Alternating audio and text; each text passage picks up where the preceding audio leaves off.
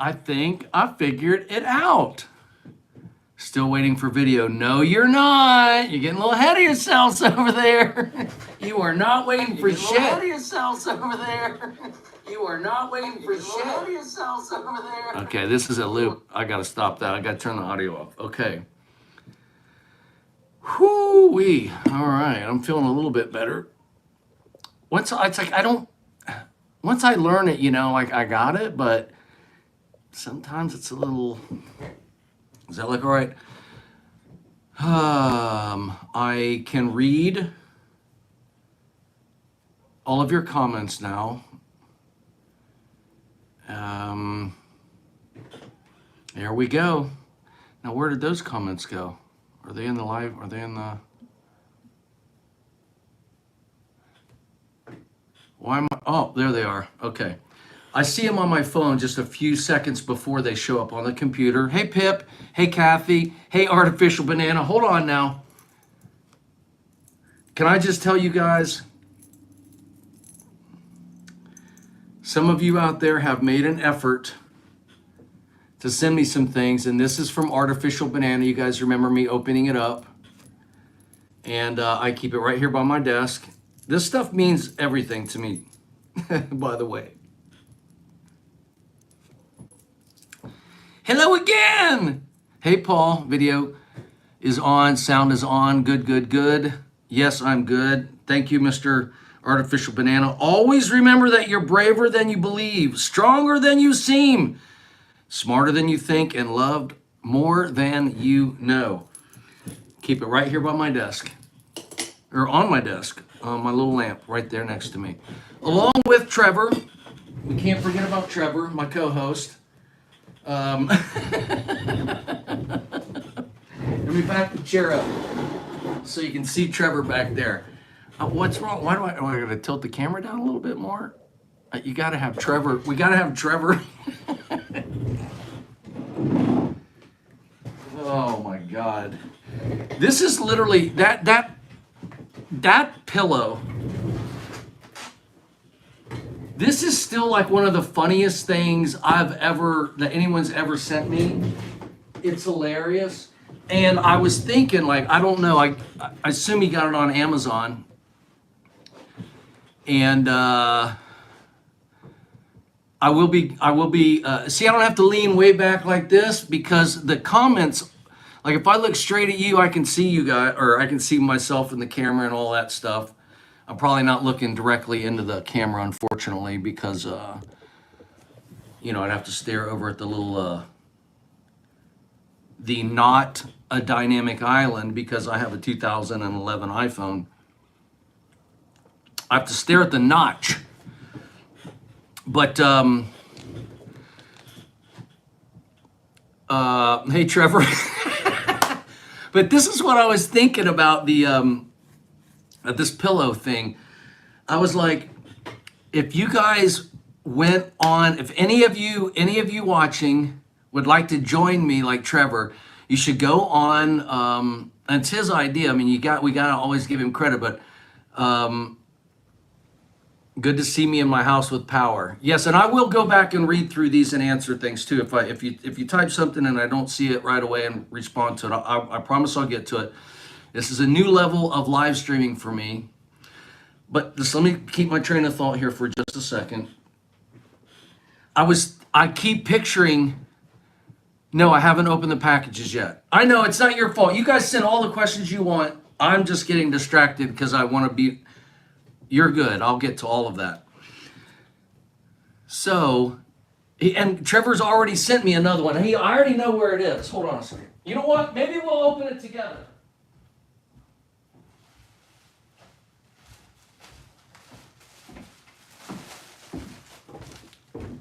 Inside of this package, this is exactly the same package as that came in, is another pillow.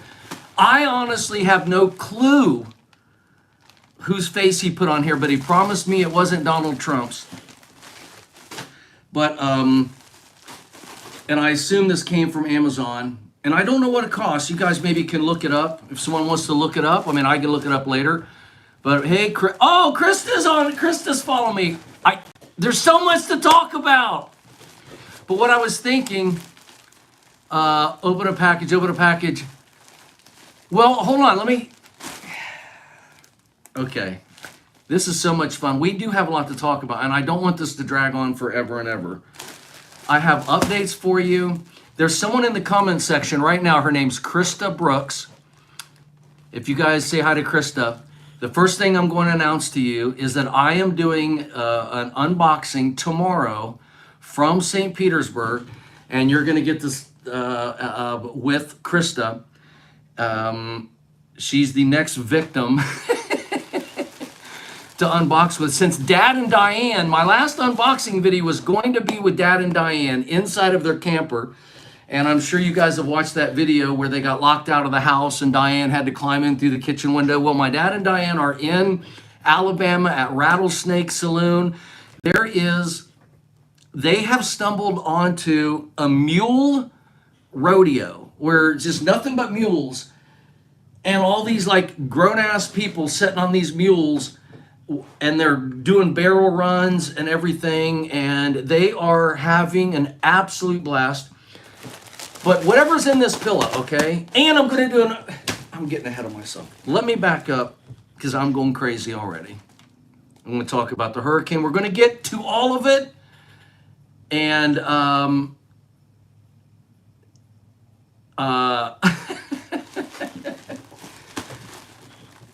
yes, a mule rodeo. All right. First of all, inside of this package is another one of these. And obviously, Trevor sent it. I was going to suggest that anybody who wants to join me should go on Amazon and order one of these of yourself, or Artificial Banana could order one with a picture of a banana on it, like this, or whatever you guys want on it. Not a picture of me or anything, you know, something that represents you. And like I would just put these pillows, like I would hang them up, or I would get like a IKEA bookshelf with all the little squares or something, or I'd hang them on the ceiling. I basically would cover like my wall, or like, you know, like a thing, and you guys would all be my co-hosts. As many people as want to send them to me, well, just like you guys can be in my videos with me. It's just so funny to me. It's like having you guys here with me. What do you think about that idea, Trevor? No, I love it. He said he loved it. Did you guys hear that? I don't know. He must have a speaker in it. I have a feeling, have you guys seen the movie The Game? Link in description. Link in description to what? No, I don't know where these are. I don't know where he bought this. I don't know how much they cost. I assume he got them off of Amazon. I don't know how much it costs. I don't know where they came from. I don't know anything about it. But I'll figure it out, or he'll send me a link, or somebody will go look it up right now while I'm rambling and tell us how much they cost or something. But yes, eventually, wait, I might be able to drop a link in the chat. But I'm getting so far ahead of myself. You guys can see I'm wired in such a way that you guys give me so much energy when I go live like this. I go crazy. I don't mind it. It's just I feel bad for you because I'm rambling so much. But I would love the idea of having as many of these as you guys want to send, so that we can all hang out together. And then it's essentially, you can decide if you want to be here, you can be here. Doesn't that sound fun? Now, the reason I'm not going to open this right now is I'm saving it for tomorrow night, because I'm doing an unboxing video in St. Pete. All right, let me go put this down. Let me come back. Let me take a breath, and then we'll go from there.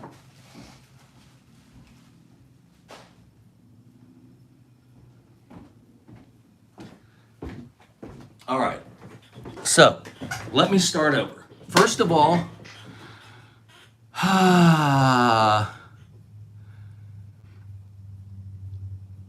Saturday night. No, you got to wait till tomorrow night. You have to wait till tomorrow night. Amanda, 12-280. Okay, first and foremost, welcome to the live stream. Second, I'm using my laptop, so I don't have to do this. Look, I can just kind of see, I can look, just glance down and I can see everything. The Pillow Posse, yes! And if you guys aren't reading the comments, then you don't even know what I'm talking about. But so you should be reading the comments as well. I will scroll back up and make sure I haven't missed anything, and I'll touch on any questions you have. But as far as the hurricane goes, what a great experience it was live streaming that, because I've kind of fallen in love with this whole live streaming thing. I love the energy that you guys bring to me while I'm doing it, rather than sitting in a room by myself pretending that you're listening. I have been very frustrated with some of the technical aspects of it. So once these videos end up going live, the comments, all the stuff that you're doing right now in the comment section or in the live stream chat, that disappears, but then like it shows back up like the next day or something, like it takes a while to process or whatever. And so I'll go look at videos. I think like my last one, it doesn't show, and then I'll look at it in 2 days from now, and there it is. I've gone through all the settings, I've watched tutorials, and it seems like it just takes time for YouTube to process that and attach it to it later. So that was a little frustrating, but I'm getting used to that. But what's really cool is YouTube sent, people could find my videos. I have given comfort to quite a few people who have family members here from around the country, and they're telling me where they live. And like today, someone told me that they hadn't heard from their grandmother since yesterday at 5 o'clock, and that she was hunkered down at some church, and I basically gave them some peace of mind. And I was going to offer to go over and see if I can find her for them, but somehow it just made me just feel connected and alive, and I'm really enjoying this. So the first question I have for you guys is, what do you guys think about this live stream format as opposed to just a regular video? And second, and I think I already know the answer to this, if I am just going to post a regular video at, or create a regular video at any time during the day, I do like the idea of posting it at a regular time.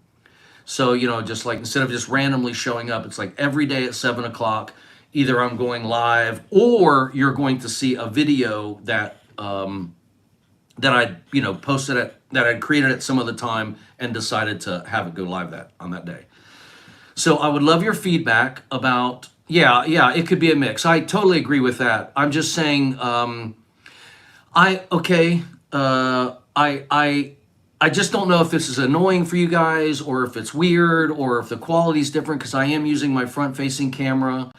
And also, I do want to add like audio to all of this. Hello. Of course, it's not all hooked up. I got microphones, I've got equipment, I've ordered some things, and I know I can hook it up to my phone.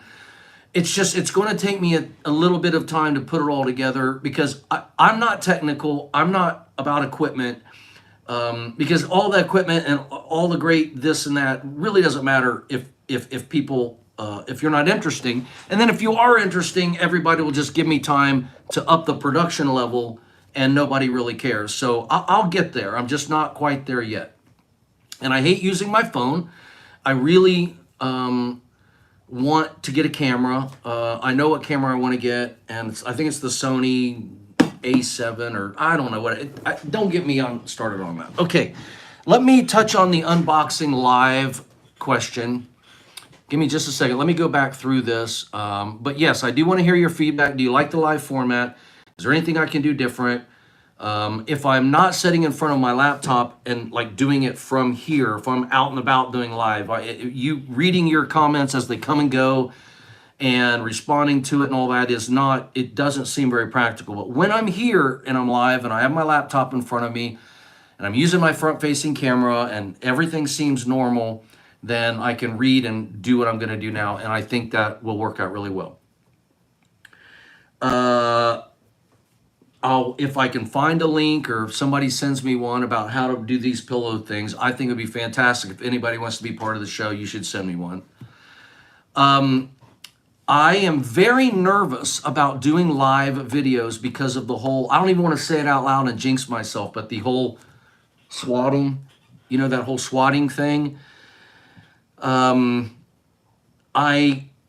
do have, fun fans, but just doing live videos means anything could happen, and I don't want that. And I'm afraid if I do unboxing videos live, that someone might send me something inappropriate, or like I know it's going to sound horrible, but like, what if somebody, that really didn't like me wanted to get a kick out of sending me something really gross and like mean, or something that would make me like upset, like something damaged or hurt or gross or pornographic or something that, I'm always like, you guys can see it first, and like there's like a dead bird or something, I don't want to jinx myself, but I'm afraid that it will be too tempting for people to send me something to get a live reaction, where if I can open them on my own, I can always redo the video, I can edit it out. And I just don't want to give anybody any airtime for not being cool. And so when I'm doing this live video right now, you guys know where I live, you know where I'm at, and I love that. I love that. I just don't want it to get weird. So I'm trying to protect you guys and me from creating an environment where things can get weird in a way they don't need to be weird. And then speaking of that, I've had 2 people now tell me that they're just going to stop by my house. Hey, I'm going to be in the area, I might stop by. And I know they're probably cool people. Like, I know they mean well. I know you're a fan. I know all of that. It's nothing negative. It's just the idea that I'm not really giving my address and everything out there so that you can just to kind of put myself out there on the, on the chopping block. This is my home. This is my personal space. Maybe I'm sleeping. Maybe I don't want company. Maybe I have a guest over. If you show up here unannounced, I am going to feel somewhat obligated to hang out and talk to you, but I might not be in a good headspace or have any desire to hang out and talk to you at that moment, at that time, while I'm cutting my grass, while I'm eating, while I'm making a video, while I'm entertaining a guest, while I'm in another city, and then you roll up and leave a note on my door. I don't want that kind of energy. As much as I love you guys, I do not want that kind of energy. If someone says, hey, Paul, I'm going to be in Zephyrhills on a certain day, a certain time, I would love to see you. I'd love to take you out to lunch. I would love to hang out. That's a totally different situation. If somebody wants to drive down here and drive past my house and drive back out or whatever, just to see you with your own 2 eyes, that's fine. I'll be honest, and I'll tell you guys something. Charles Trippy lives in St. Petersburg, and I happened to see a video of his maybe like a year ago or something, and he said something about St. Petersburg, and I Googled it. I just like Charles Trippy, St. Petersburg, and there was his name and his address. And I was like, that is literally like 2 miles from where I'm sitting at. And, Charles Trippy, right? Charles Trippy. And I'm like, that's unbelievable. And so maybe about 3 or 4 months later, I remember I was driving around and I was like, I think I'm going to drive by Charles Trippy's house.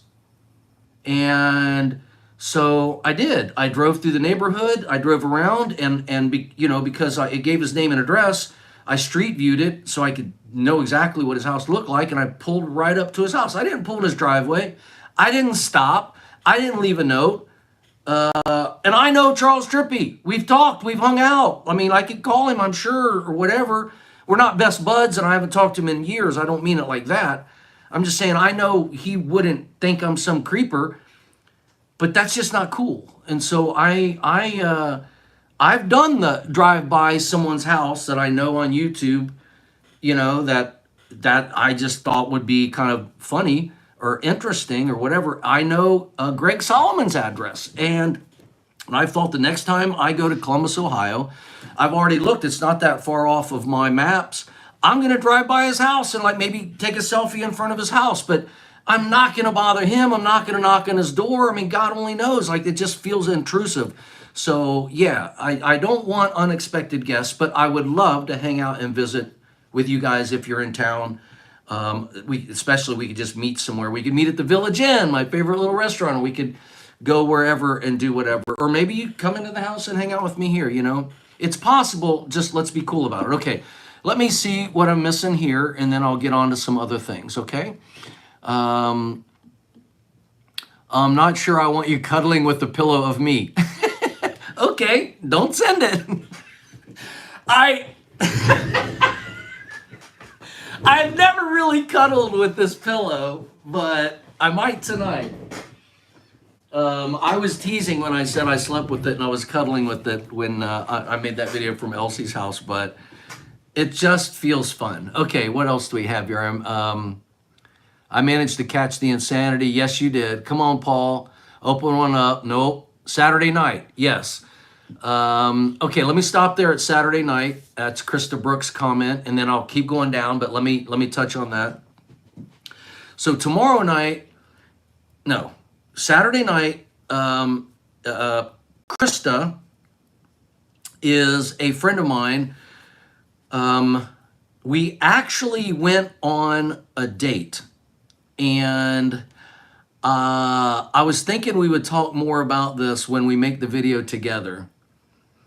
But let me just give you a little backstory, just a little bit of a backstory. I was dancing. I'd been invited by a friend, not quote unquote, I'm saying a real friend, and I had gone out dancing with her, or I'd gone out to listen to live music with her. And then while we were listening to live music in Gulfport, she said, hey, there's a dance hall close by here, and they're doing swing dance. And I was thinking about going over there after, or, you know, like later in the evening after we listened to this live music. And her name's Judy, and she was meeting some of her friends there. So she's dancing with all of her friends, and they're all hanging out there at where, I can't remember the name of it. It was an outdoor venue and music and everything, and it was a lot of fun. And she says, do you want to go over to the dance hall with me? I said, yes.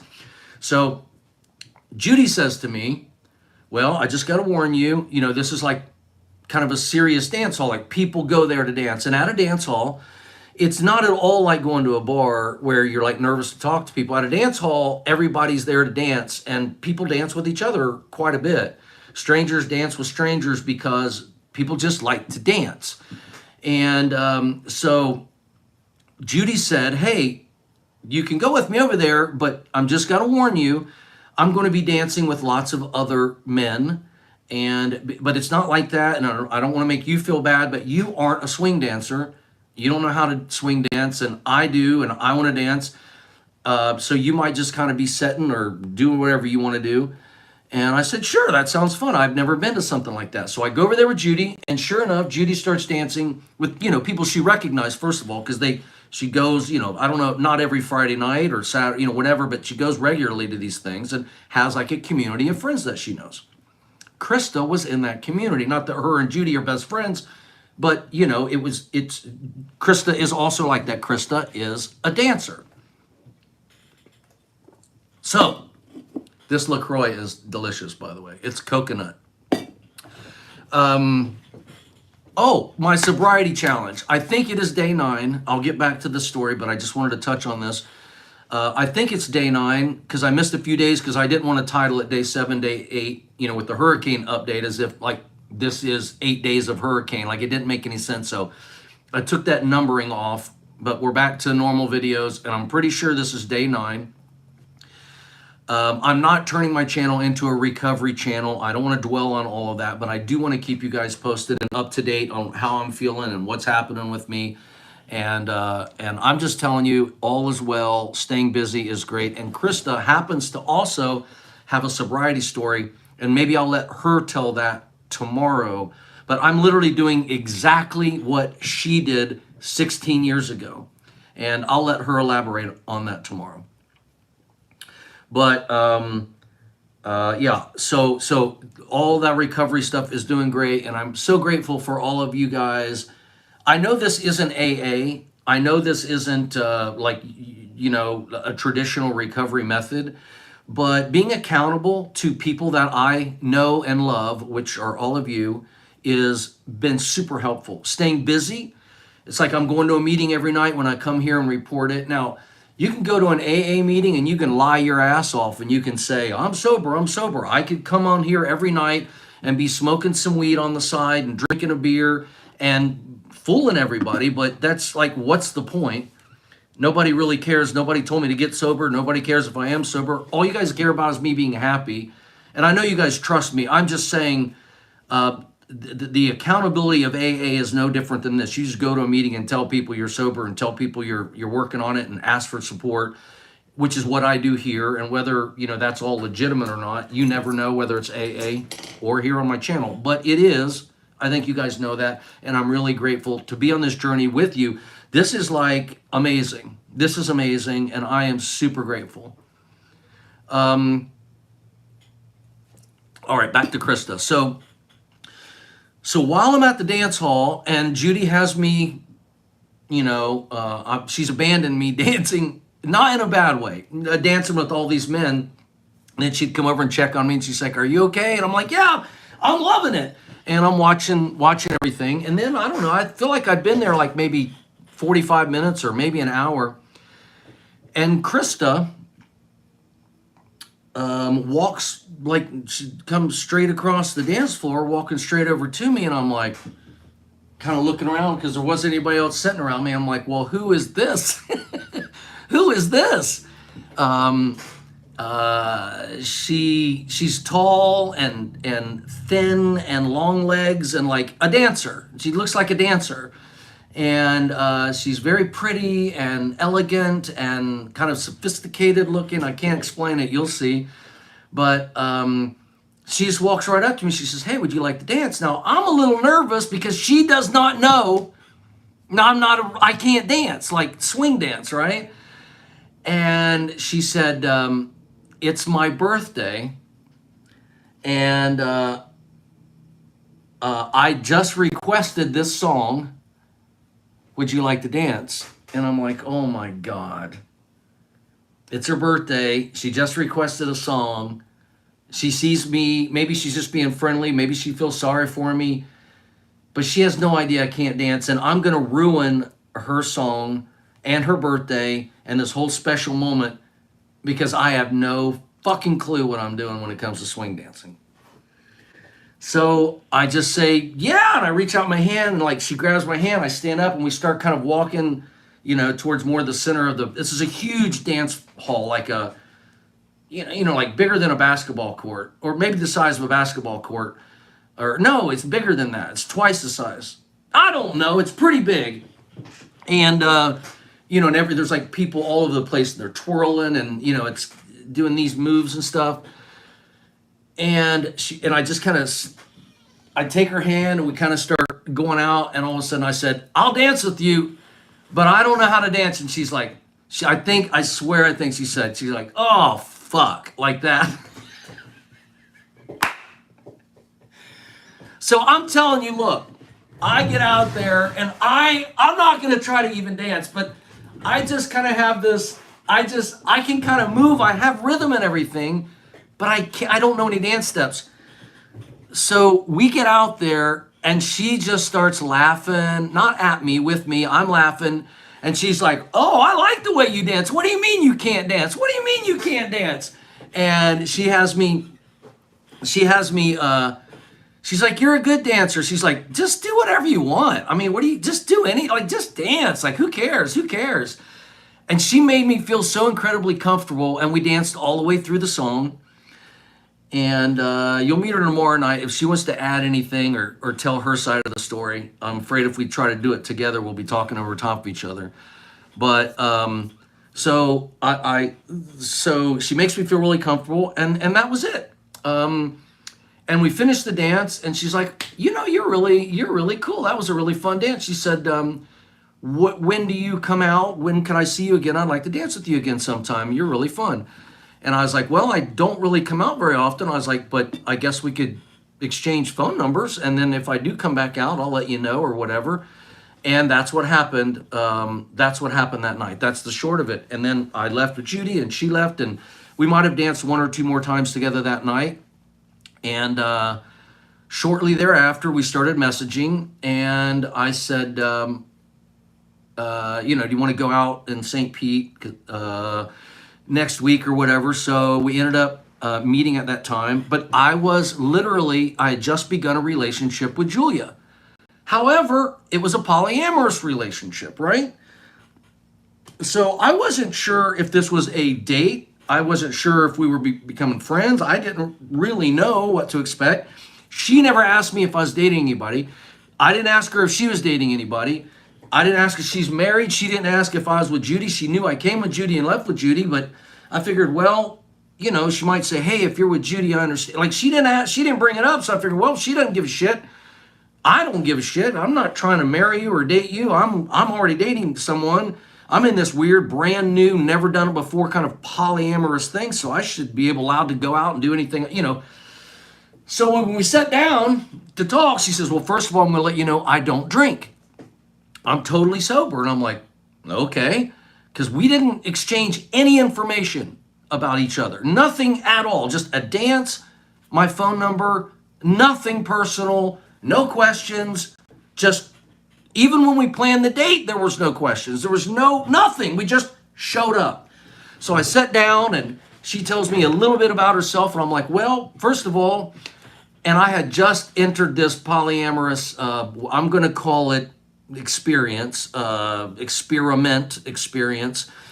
I guess I was a little feeling like, well, I can't believe this is going to come out of my mouth. I've never actually said this to someone so confidently. I was like, well, I'm polyamorous and I blah, blah, blah, blah, blah, blah, blah. And I'm yeah. And she's sitting over there looking at me and about 10 minutes goes by. Oh, that's right. I just saw her. She said she asked about a bracelet. That's right. Here it is. Here's the bracelet she asked about. Thank you, Krista. So I had this bracelet on, and I'm not trying to get all weird with you guys because it's not as weird as you think, but it's a bracelet I was wearing, and it says, "Cupcake loves Daddy." Okay. So anyway, I read that to her, and she's like, "Huh?" Now, like I said, I didn't have anything invested in this relationship. I didn't mind if she was freaked out. I didn't really care one way or another. I thought it was kind of funny. And I tell her about the bracelet, and I just go rambling on as if this is all totally normal to me. Unbeknownst to her, it was so weird for me too. And I get about 5 or 6 or 7 or maybe 10 minutes into rambling on, and she goes, and I take a breath, and all of a sudden she goes, about that, she goes, can we just back up a little bit? And she said, you said polyamorous. And I was like, oh, yeah. And she's like, wait a minute, that's not, I don't know if that's cool. And that's not what I'm looking for. That's not what I'm into. And I'm like, well, you didn't ask. I'm sorry, sorry to disappoint you. And I said, I don't know, are you polyamorous? Are you gay? Are you married? Are you cheating on your boyfriend? I didn't ask you any fucking thing. And now all of a sudden I drop this knowledge and you act all disappointed. Like, I'm sorry, but if you didn't want to, you should have asked a fucking question if you're going to lose your mind at an answer. And this is what I'm thinking in my head. I didn't say that to her. But I sat there and I started thinking, oh man, I'm going to feel awkward all night. We probably should have talked to each other and figured this shit out before we hung out. Because if she had told me she was anything she would have told me that night, I would have been, okay, cool. But I felt like she was just like, whoa, slow it down here. So, and she is very attractive. So I was also a little embarrassed, to be honest. I was a little embarrassed. And now I'm glad that she's not here sitting with me because I don't think I could say all this to her face. I'm embarrassed that she's watching, but this is true. So I was a little embarrassed and I didn't know how to recover. And I thought, I know how I'm going to recover. I'm going to leave. And she said, me too. She was embarrassed too. I said I figured I was going to leave. So I said, well, after she talked and we talked a little bit and kind of we'd maybe been together a half an hour or something. And Krista, if I'm talking too fast and getting the details wrong, please correct me later, or tomorrow. But I said to her, well, I'll tell you what, I'm going to head on out, or I'm going to let you have an evening. And all of a sudden she looks at me like, what? And she goes, you're leaving me? You're leaving? And I'm like, well, yeah, obviously I'm wasting your time. She had made a comment to me that she hasn't had a lot of luck dating. And I don't know if this is overly personal, but she said she hadn't been married. She didn't have children. And she's like, and I haven't had a lot of luck with men or dating and long-term relationships. That's what she said. So I thought, well, obviously you're not having a lot of luck tonight either. And I don't want to be the next guy to disappoint you or make you feel like it's your fault or whatever. Like, I'm just getting out of here. This is awkward. And she's like, you're doing what? You're leaving me? And I'm like, I'm just trying to like not, I don't know what else to do. And then she's like, well, she had also told me that she's self-employed and she is an artist, an amazing artist. And, that totally resonated with me. And then she was telling me about her business, and we got into this whole conversation about her business and her life and her art and her passion. And she's super smart, super curious. And we were obviously like really, really getting along. Maybe not dating energy, but we were really getting along. And then it kind of shifted. I said, well, okay, well, how about if we didn't come out on this date necessarily to fall in love? I was like, what if we met each other and came out on this date? Because you don't even understand who you're sitting across from. When it comes to business and entrepreneurship and marketing and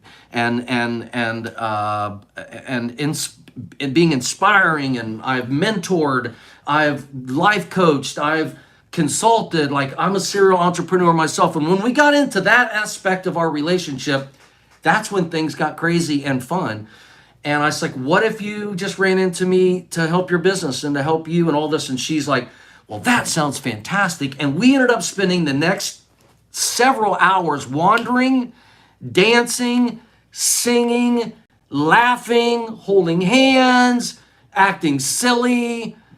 And we literally did have what I thought was just she made this little video I still probably have on my phone somewhere of her singing this song. I'm going to make her sing it for you. Krista, you better get your voice warmed up because you're going to sing that for them tomorrow, if that's okay. But she ended up singing this little song that was literally, when you hear her sing it, you'll understand. It's so adorable. I'm going to let her tell the whole story about the song because the story's good. But this obscure song about this weird thing, she happens to sing it and know it, and it was very touching, and I was instantly just enthralled. I was like, all right, you're on another level. You are eccentrically amazing. So that was it. And that was it. That was it. We never went out again. I've never seen her again, but we did have one follow-up phone call, and she's like, okay, I'd like to tap into a little bit more of your energy and your creativity, and let's talk about business, and I have some questions for you about about my life and what I'm doing and my business stuff. And I said, okay, that sounds great. And we had this like hour-long conversation on the phone. And then she just recently reached back out to me. We became friends on Facebook. She recently reached back out to me and had some more follow-up questions and stuff. We might get into that tomorrow night. And she said, wow, like you're really cool. Like I would like to, keep, I'd like to do this more often. And you lit a fire under my ass, and we had this amazing brainstorm session a couple days ago, and she's just awesome. And we have really, really good energy together, and we've just been having a blast. And then I said, I'm looking for someone to do an unboxing with after Dad and Diane split. Well, Hurricane, she ended up splitting and going to her parents' house in Hollywood, which is near Fort Lauderdale, Florida.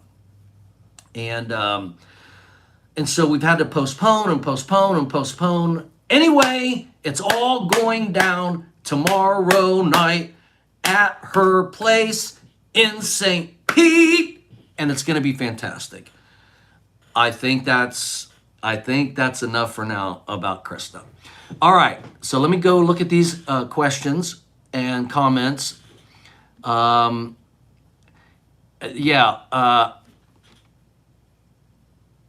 Kinsho, K-E-N-S-H-O, Kinsho Falco. It says, because the title says back to abnormal. Yes, and he was repeating me. That's funny. Pillow Posse. Paul, I'm back in St. Pete till Saturday. LOL. Yes. He's not getting it, Krista. Oh, Jesus. Finally catch me live. Yes, you do. Okay. This is Chico Perez. His username on here is Monstro, Monstro. This guy really helped me out. He even came to my house. I've been to his house when he lived in Vancouver. The relationships I have with some of you guys have gone back for girls, men and women. I hate calling girls when they're women, and I don't know. I just keep correcting myself. But yes, you finally caught me live. Keep talking to Trevor the Pillow. Watching live for more. I saw the comments from your midnight ride. Yeah, they finally did pop back up. You streamed videos, but you don't show up for me until 24 hours later. But when they do, the comments are there. Okay, well, I don't know how to get all the notification shit happening right on all of this. I'm definitely learning, and I think I'm getting better at it. You should do unboxing live. I think I've already touched on that, why I'm nervous about that. I guess if I did it from some place that nobody knows the address, then that would be a totally different situation. I just don't want to do it here and tempt anybody to, be like, I'm going to go to Zephyrhills, and next time he goes live, I'm going to go bang on his door and scare him, and I don't want any drama, that kind of drama. It's good quality. Thank you, Artificial Banana. I love the streaming, sitting in Wisconsin with my tabletop fire pit and enjoying the sound of your energy. Oh, thank you, Arnold. That is really sweet. I'm enjoying the energy that you guys are giving me. This is amazing. This is like video blogging on a whole nother level. I'm loving it. I love the, yes. Live is more fun, but a mix is good. Thank you, Gen X Collectible, for that feedback. Well, you're always annoying, but that's what we love about you.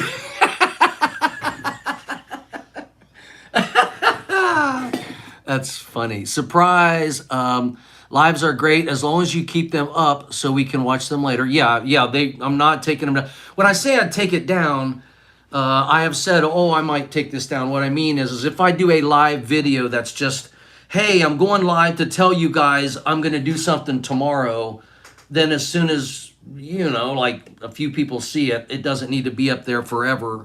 Nobody ever needs to click on it to watch it if it's just something very, topical for that exact moment in time. But yes, if like a video like this, obviously it's just going to stay up there forever.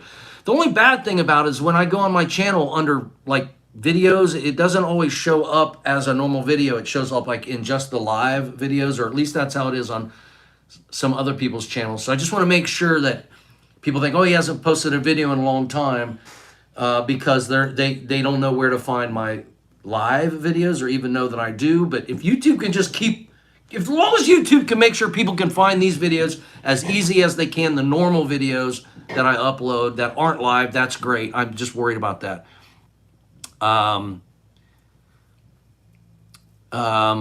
Pandycam. I had invented this thing. There's even a video still on YouTube of me making it. And it is in a box somewhere around here, and I do plan on bringing it back out at some point and using it again, most likely. I like both types of videos, conversing with us on live and more structured videos too. Yeah, I agree. That's from Hanako, Hanako. I am not a great... I get a little tripped up with people's names and stuff. I feel like I never pronounce them right. I don't know why. It's not that I can't read well. It's just I can't figure out how to pronounce things that aren't familiar to me very well. That is true. Pip, surprise lives are great as long as you keep them. Yes. Okay. Krista, but this is back to abnormal. Yes, it is.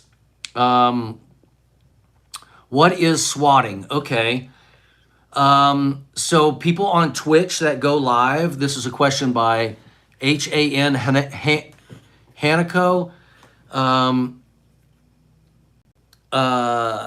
Swatting is when on Twitch people are live streaming, they're gaming and they're live streaming, and someone finds out their address. They will call SWAT in your neighborhood and say that someone is in your house.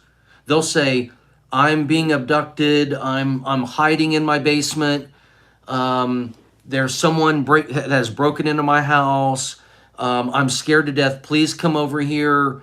You know, they're gonna kill me and my kids, or they've already killed, you know, like they will call SWAT, and then SWAT will come to the house. And just like me right now, because I am live, if you guys called the authorities and said, you know, Paul just killed someone and he's on a rampage and he's going crazy, you call the cops, they send SWAT, and then I'm just sitting here and all of a sudden my door gets kicked in, they start shooting tear gas in the house, and this happens, and people are, they get, you can literally just, you know, go on YouTube and Google it or go on YouTube and search for it, and you can see people like in gaming chairs with consoles, and SWAT comes in, knocks them down, puts them on the floor, pins them down, handcuffs them, and then they're like, I'm not doing anything, what are you talking about? And then they have to go through the whole house, they're zip tied up against the wall. Like, I don't want any of that shit to ever happen to me, and so that's what swatting is.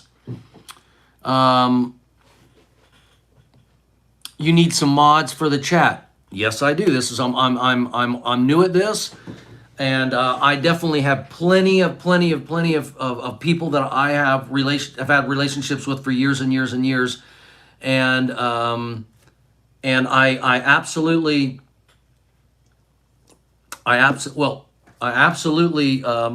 can set, you know, a handful of you guys of you folks up as moderators.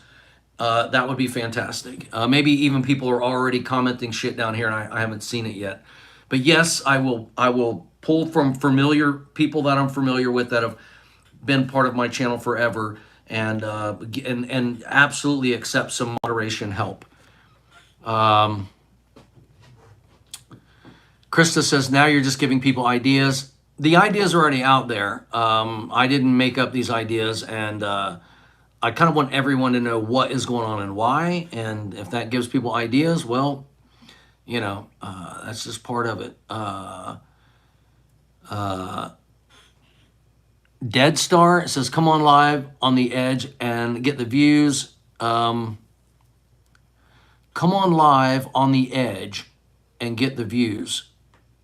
Come on live on the edge. I'm not really sure what that means.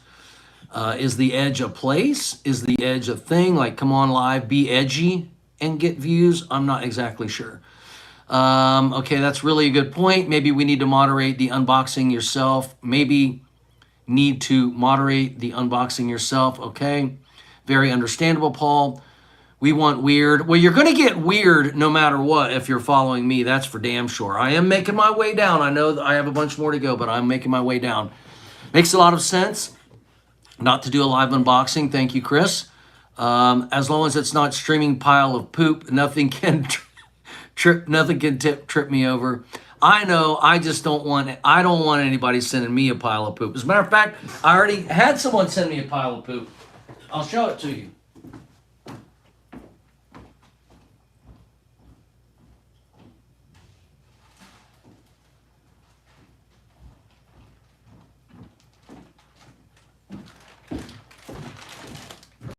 Not only have I received coyote urine, and I do give these things away to people. I've slowly give away my gifts to, like, when I meet people, I'll say, you know, hey, I got something for you. Someone's request. I have a friend of mine that has requested this for their property, and I have another friend of mine that's requested this cow shit.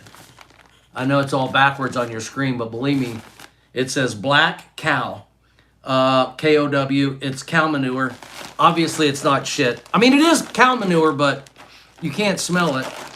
And I don't mind this. I'm talking about some weird, gross stuff from there's some weird, fucking horrible people out there that would literally take a little clip of me opening and being grossed out, and that would be like a trophy for them. And I don't want to deal with that. and I didn't really mind the fertilizer, honestly. That's pretty funny. People send me gag gifts, okay? They're sitting all over my house. And I'm saving every single one of them, and I love them. It's just, it makes me feel loved, okay? A collab with Charles would be fun. Collab unboxing with Charles would be great. Yeah, here's the problem. Charles Trippy is like legit famous, and I'm not, and I don't hardly get any views on my videos, and he's like, probably gets hundreds of thousands of views. So this is the weird thing about YouTube, and it's always been like this. There's a little ego involved with most people. Well, I'll have you on my channel, but that's really going to help you, but it's not going to help me. And it's almost like it's kind of uncool maybe to have people on your channel that are to try to get some famous person to let you be on their channel. It really only helps you. It doesn't help them. And then I don't know. It's like dating. You can't really date a really rich person if you're not rich. You can't date a really young person if you're too old. Like, you can't really, because the young person's going to have a certain kind of power over you, and if you're rich, you've got a certain power over them. Like if I'm dating a 24-year-old girl, I mean, she could have anybody. Why in the hell would she want a 55-year-old dude? So, you always got to deal with that imbalance. And then you've got, if you're rich, it's like everywhere you go, you can't, they're like, hey, you want to go to Europe this weekend? You want to go do this? You want to eat at this steakhouse downtown? I've been really wanting to eat there. And you get there and you're like looking at the price of everything. And then they just kind of get up and wander off, and you're going to pay the bill, or are you going to ask them to pay the bill because you can't even afford to go out to eat with them at their favorite restaurant, So I would love to do an unboxing with Charles, but Charles would have to invite me. I would never ask that. I would never do that. So that would be great. Maybe you guys should send Charles. You guys should send Charles messages. You should leave comments on his videos. Do you know Renetto is right down the street from you? And he would love to do a video with you. But I really don't need to do a video with Charles Trippy. I would just as soon go over and just hang out with him in private just to say hi after all of these years. But I don't really know that he gives a shit about me or could care one way or another. So I don't know. I'm just funny like that. It's not important. Okay, a collab with Charles would be fun. Yes, YouTube celebrity bus tours. That would be great. Make arrangements. Yuck! It's not tomorrow, y'all. It's Saturday. It's not tomorrow.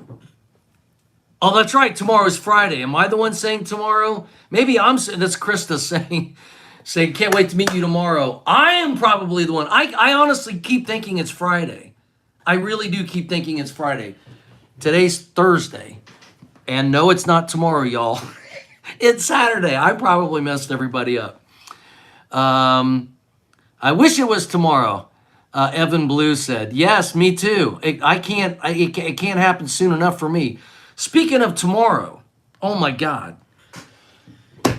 Okay, I'm going to keep reading your comments. I'm not going to miss anything, I promise. But tomorrow is like a Super Bowl for me.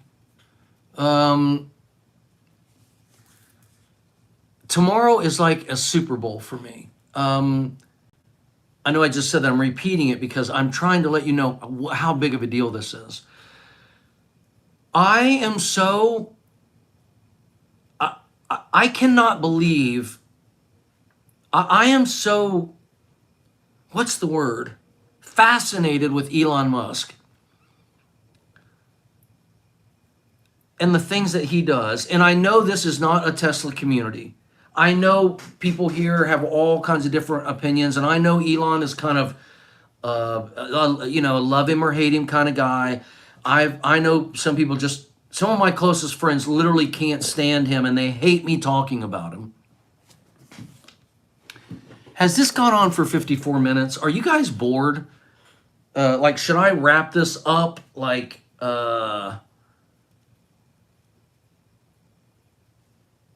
I don't know. I'm going to wait till at least till I get to the end of the comments to decide, you know, because I feel like I could talk literally all night long. Especially if you guys keep feeding me questions and things. Like, I could tell stories, all kinds of fucking stories.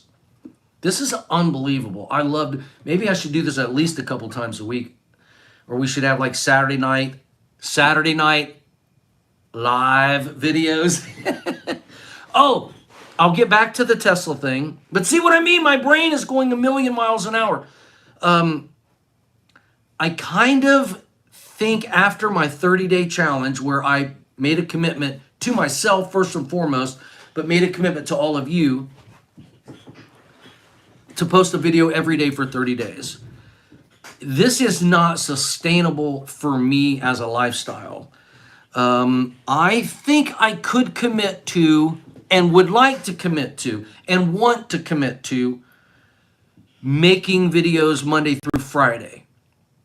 If I post a video on the weekend, it's just because I want to, or an event is happening, or something special.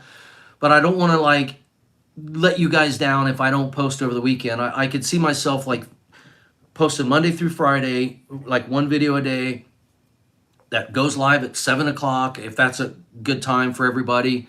I think it is, because Eastern time, that's 7 on the West Coast. And I know I have viewers around the world, a few, but like, you know, 4 o'clock, 7, it's going to be 4 o'clock in the West Coast, 7 o'clock in the East Coast. And, you know, if I do them too early here, I don't know. I'm just saying that feels like a good time. It's like prime time. And if I look at my Google Analytics and YouTube Analytics, it says that the majority of the people that watch my videos watch them around that 7 o'clock time. So anyway, I think I commit to either going live or posting a different type of, you know, edited kind of content video Monday through Friday. But committing to do it 7 days in a row, and doing it on the weekend, and that's just never stops. I don't think I can do that. I think I need a little break from it, like recharge, have a couple days where I'm not stressed about what am I going to post, when am I going to get it posted, and you know, I don't want that.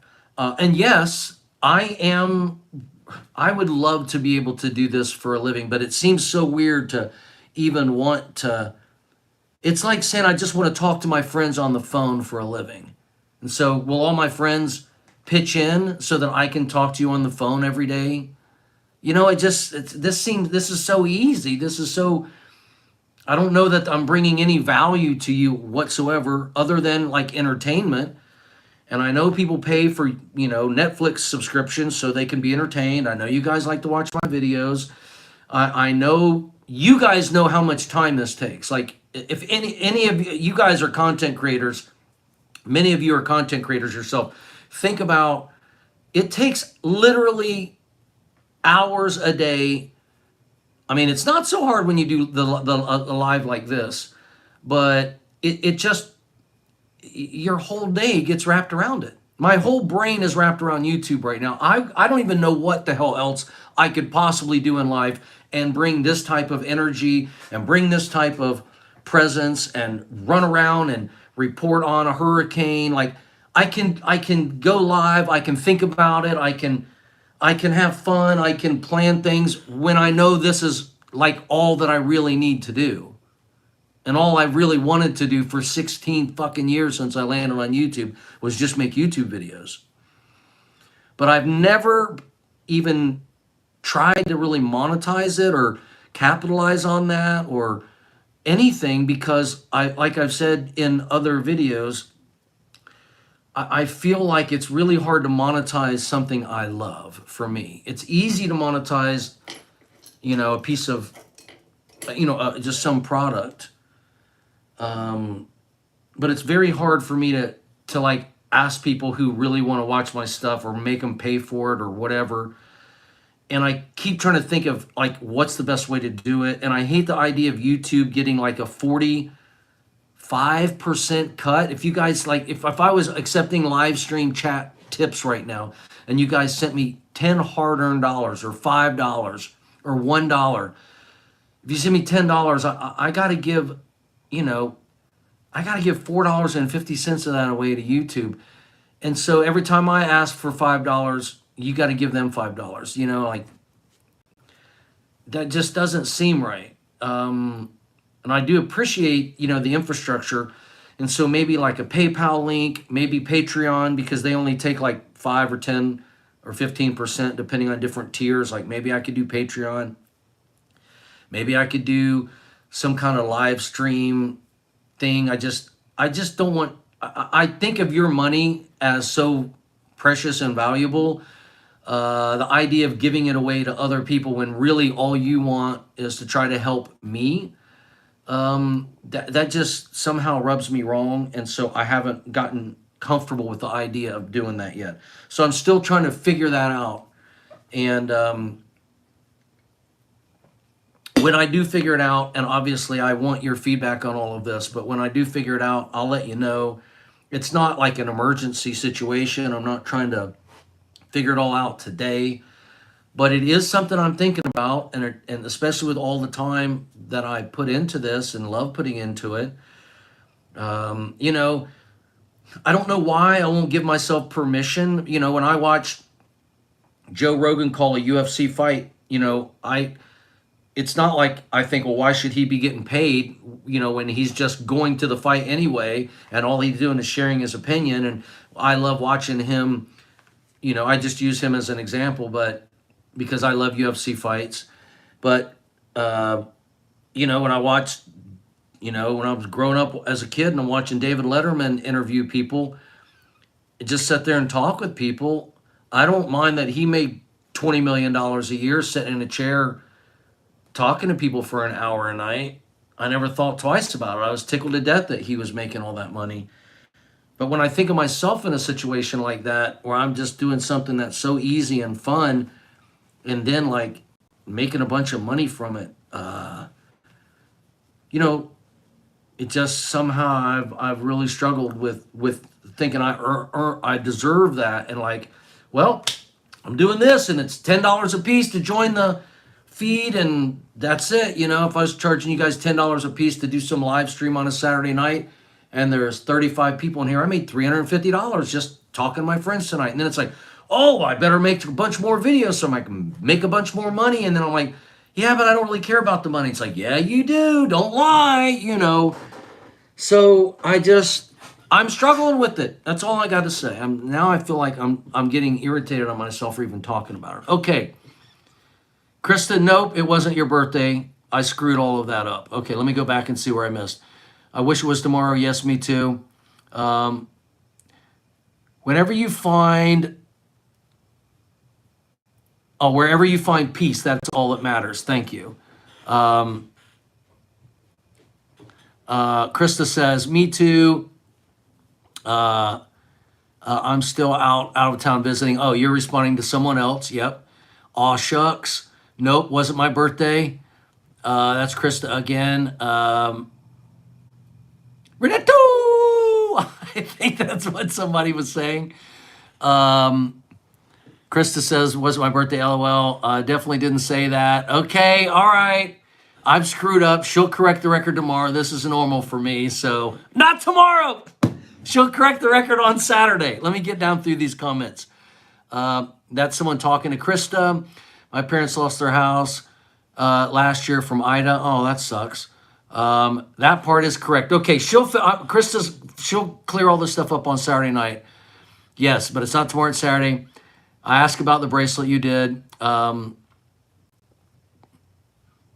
that's the one comment of mine you see. I'm reading them all now. I'm catching up. He's on a roll rambling. Yes, I am, Chris. Love it. Lose my mind. Me too. Me too. I'm glad I'm not sitting there right now. Yes. Oh, no. Are we still on for, now that I'm real, are we still on for tomorrow? Are we still on for tomorrow, Krista? You guys have literally seen me melt down right in front of a woman right now. And, oh man, I don't know if I can recover from this. I'm glad I'm not sitting there. I had no idea all that was going on in your head. Not really. We talked about Paul's fascinating. Paul was fascinated by his stories. Not really. We talked about Paul was fascinated by his story. Oh, she was fascinated by my story because we talked about me. I did share a lot about myself. All these Krista comments, I'm too embarrassed to read them now. Okay, was fun. We'll sing for them Saturday night, not tomorrow. Okay, we got it. I guess the things aren't too bad. Jeremiah Lee says late for the game. Just got here. What did I miss? You've missed a lot. This video is, how long is it? 65 minutes. You've missed a lot. But as soon as I end this video, you can go back and watch it. And Krista says she will sing for you tomorrow night. Hold on. Or did I lost something. Hold on. Shit. I gotta scroll back up. I clicked a button and it's gone. I mean, not gone, but let me scroll back up. Shit. Oh, here we go.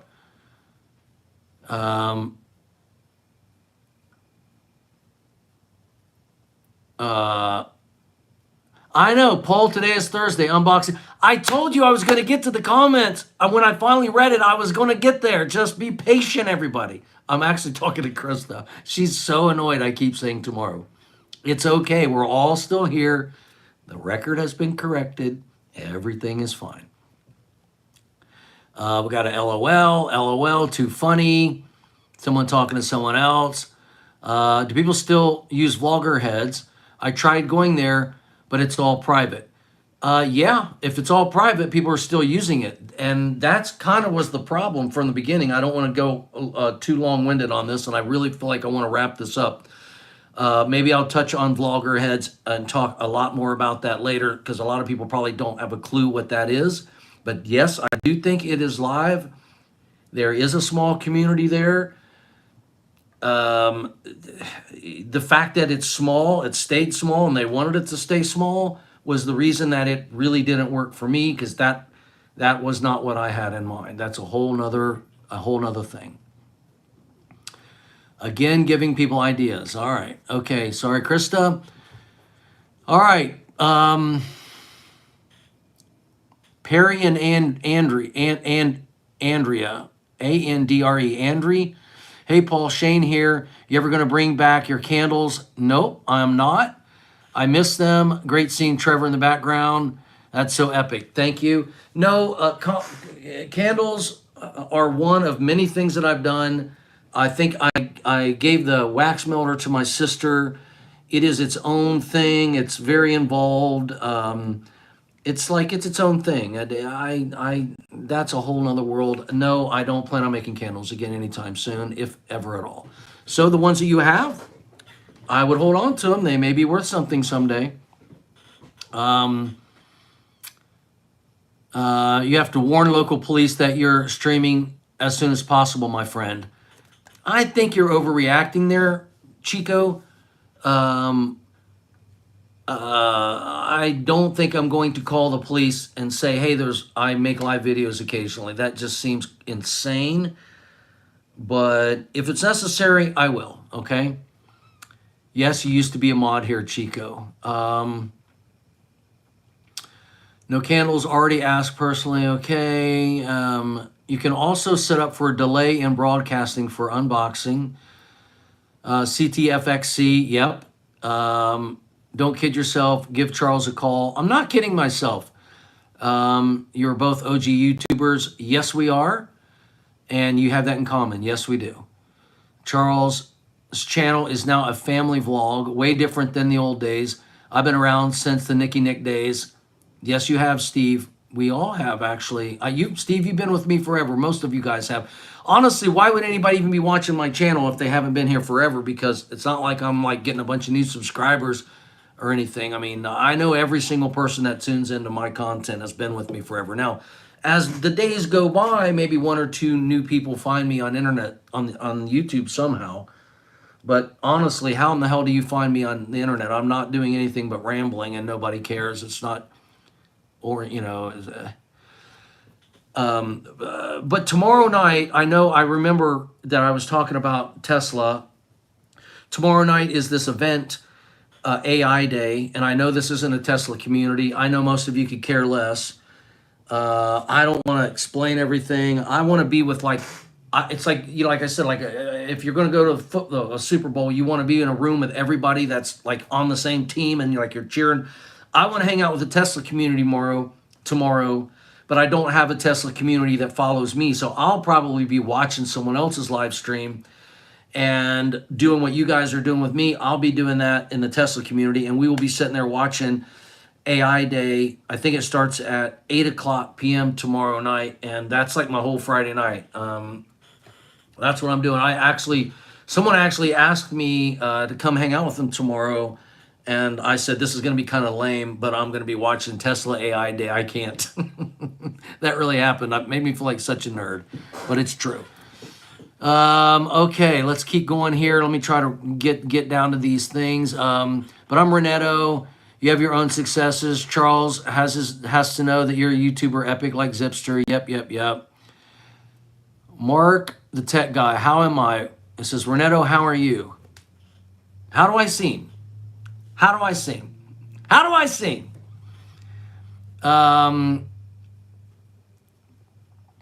Hello. You have to love Elon. I do love Elon, but it's not about love. Maybe he's a jerk. Maybe he's an asshole. If I didn't love him, I'm still absolutely fascinated and curious about him in ways that I can't hardly describe. Artificial Banana is not bored. Okay. Talk more about Elon. Oh, I definitely will. I like that guy. I think the Mars thing is a little misguided. Okay, we're not going to get into Elon stuff today. If anything, we'll do that a whole nother live stream about that. Maybe I'll tag it Elon Musk and whatever, and maybe we'll get some people from the Tesla community to come hang out with us. Because, there will be a lot of people live streaming it, but not like thousands. There's literally won't be that many people. Anyway, we'll get to the Elon stuff in another video. But yes, you're going to hear a lot about Elon. But he will probably be the one to get there. Yes, he's going. Keep going. This is great. Aw, thank you. You guys can also, so I don't have to read everybody's names, you can just pull up the chat and you can see who said what and reply to it on your own. I'm just going right down through the list. Would you stand in front of a Tesla stopping test? Absolutely, I would. If you don't know what that person's talking about, Tesla AI keeps it from hitting people, and there was like a hit piece that was done online where it said that Tesla, if a kid runs out in front of a Tesla, it shows a Tesla running over this doll. It wasn't a real child. It was someone had this pulled a doll, the cardboard kid in front of the car. But the truth is then everybody tried to recreate it, and the Tesla stopped for everyone except for this fake video. And so absolutely, I would, that's a whole, I want to talk about that all night long, about all things Elon Musk and SpaceX and Neuralink and Boring Company and AI and sustainable energy and solar and power walls and Tesla roofs. That's all I want to talk about. Okay. It's great that you're this considerate. Okay. I'm trying to be. Thank you. When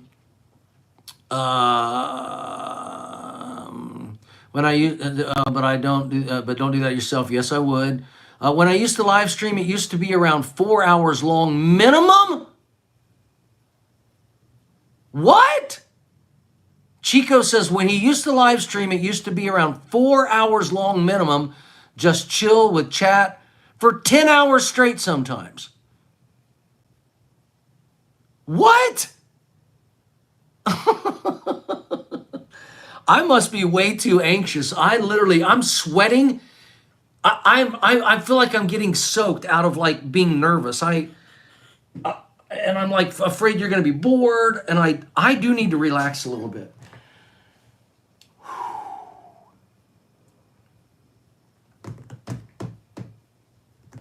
There's all kinds of dead air. How does that feel? All kinds of dead air. Hey, I'm gonna step outside and I can't move that slow. I'm sorry. I'm already going crazy just thinking about it. But that's wild. I don't know. Maybe I should relax a little bit. I would pay for a membership. You bring more value than you probably realize. Okay, now.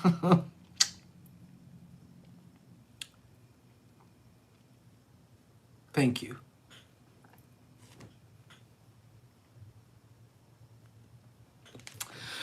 Whew.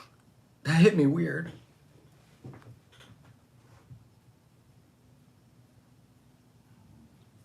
All right. Thank you. I appreciate that very much.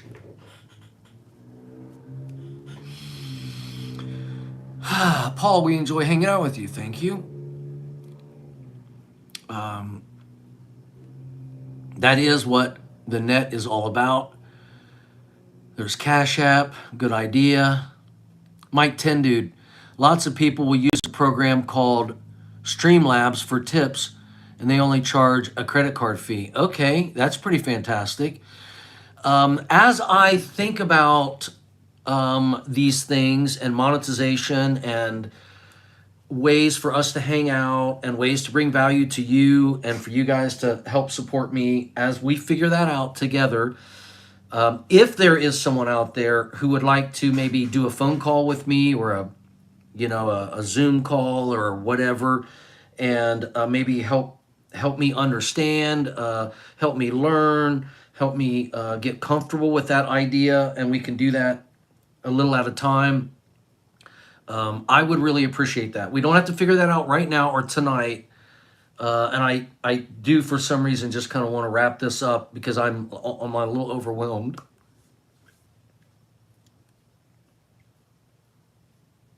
Just thinking about it. So, shit. Let me take just a 2-second break here.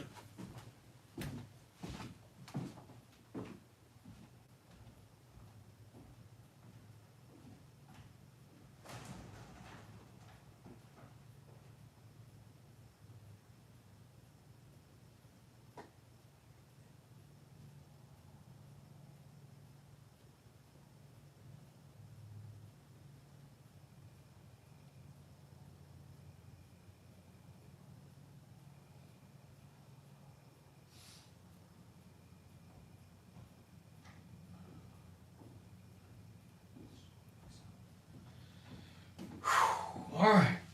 So I stepped outside, and I got to tell you, it feels amazing out there. It's so cool. I mean, the temperature is it's like last night was really cool, the temperature wise, because of the hurricane had passed. But tonight, it's like cool again. And not to get you guys all too excited, but this excites me. I had cleaned up the yard a little bit and collected collected a whole bunch of brush and debris, that had fallen from the trees. And I was thinking, I can't wait to do a live stream fireside chat with you guys from all of the stuff I've collected from the, I know sometimes I actually do look at the camera.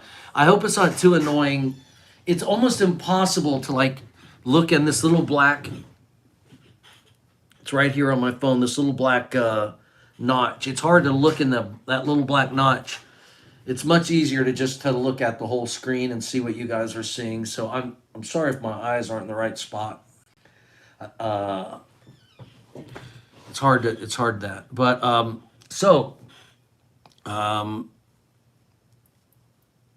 yeah, so I'm really looking forward to doing a fireside chat with you guys, and I'm saving that stuff so we can do a fireside chat. Okay. Yeah, Mike Tendude said it puts messages on the screen when people.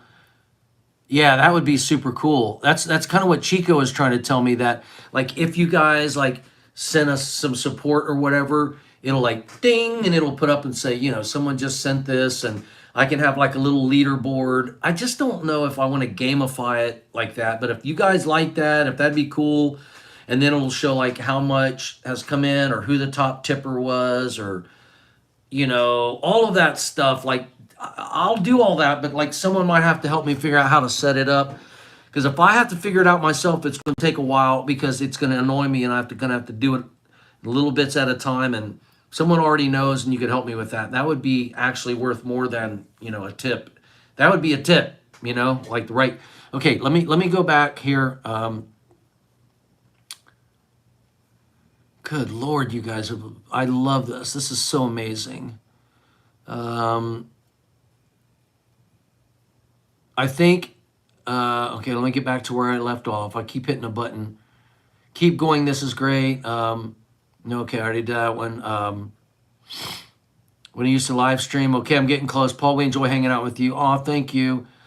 Okay, Cash App, good idea. See, I'm not getting emotional when I say it this time. Okay, lots of people use the program called Streamlabs. Okay, figured out how. I'm getting back. Cash App puts messages on. Okay, here we are. And it puts messages on the screen when people donate. That'd be cool. Joe figured out how to make it work for him. I don't know who Joe is, but okay. That's what social media is all about. Have you ever tried to show your main hobbies off camera? Have I ever tried to show my main hobbies off of camera? I don't have any hobbies. This is my main hobby. I don't golf. I don't follow sports. I don't really collect anything. I'm like an entrepreneur. My favorite hobby is talking, marketing, and business, and product, and people, and love. And I think I'm like a people person. I'm curious. So my hobby is like anything I don't know anything about and exploring it. I love to walk. I love to kayak. I love to be outside. There's lots of things I love to do, but what I love to do most is learn about things I don't know anything about. So, for example, I have a friend, and she was telling me that she's has some extra time. She's recovering from a surgery, and she has a bunch of extra time. And she's like, I'm watching all these lectures, and I'm like, well, I'm curious. What are you curious about? And so she sent me links to the lectures that she's watching. And I spent today watching lectures that a friend of mine finds curious, who's super, super smart. And I thought, well, I'm curious about what she's curious about. My hobby is people and learning and new adventures and new experiences. Polyamory, in a way, was an adventure for me. I was very, very curious. I don't think that's going to work for me personally, but I don't regret having the experience and being able to speak about it with a sense of confidence. I mean, I just went in full, like over my head, obviously. But I don't regret that at all. I learned so much. It's so fascinating. That's my hobby, is learning and having adventures, new adventures. That was from Kenneth. I know I keep saying it. Okay. You pulled stories out of me, Krista. I ramble just like I rambled a lot, just like I'm doing now. But you were Krista is a really good conversationalist, and it's actually she was asking me so many questions that sometimes I get to where I'm not asking enough of my own. But that's the thing. I don't mind talking about myself, and when you're making videos, you have to talk about yourself. I mean, especially when they're not live, all you can do is talk about yourself. That's what you're doing. You're telling the story that I want to tell you. That's what I mean by talking about myself. I'm talking about what I want to talk about to you. But when I'm in a real conversation with someone in real life, I feel like I don't want to entertain. I'm not there to entertain. I'm there to learn. I prefer asking the questions when I hang out with people because I learn something. And I have plenty of people that know everything about me, and I know everything about me. So truthfully, talking about myself is kind of boring unless it's a brand new person and they genuinely are curious, or I've done something and they want me to share that knowledge with them. But just to ramble on about myself is very boring. But what's super exciting is to meet someone I've never met and then start digging in deep about who they are and about what they're about. learning about them, because you always find out something fascinating that you never knew about the world or about the human condition or about something when you just listen. And you just listen. I love listening to people and talking and interviewing people.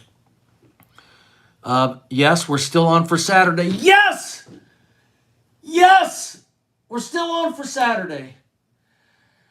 All right, you guys will get to meet her tomorrow. That's a joke! Hold on, wait a minute. Wait a minute. Does anybody recognize this? This is one of those crazy gifts that I got from somebody. I don't know why they sent it to me, but I will use this as a... Listen. All right, I will let this go on for... I know I'm trying to wrap it up for some reason because I feel horrible about keeping you guys so long. It's 11 o'clock. You've got jobs. You've got a life, okay? And I know you can just leave at any time, but still I feel like you're like, okay, I got to go. I'm wrapping it up. He's cool. I don't want to be rude and leave him. But you can go at any time, but I'm going to go too, okay? Very soon. Very, very, very soon. However, here's a question I have for you. And I'll give you my answer in just a second. But when you hear this sound, does it immediately remind you of anything? Because the first time I hit it, it sent me straight somewhere in my mind, and I cracked up laughing about it.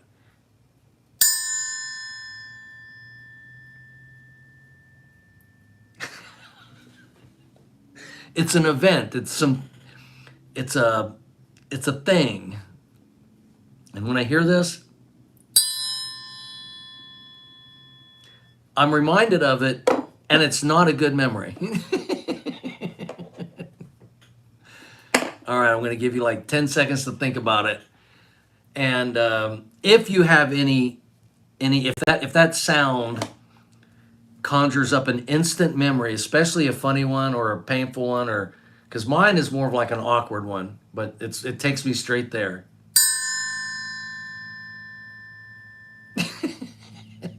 All right, I'll read a few more and I'll tell you my answer in just a second.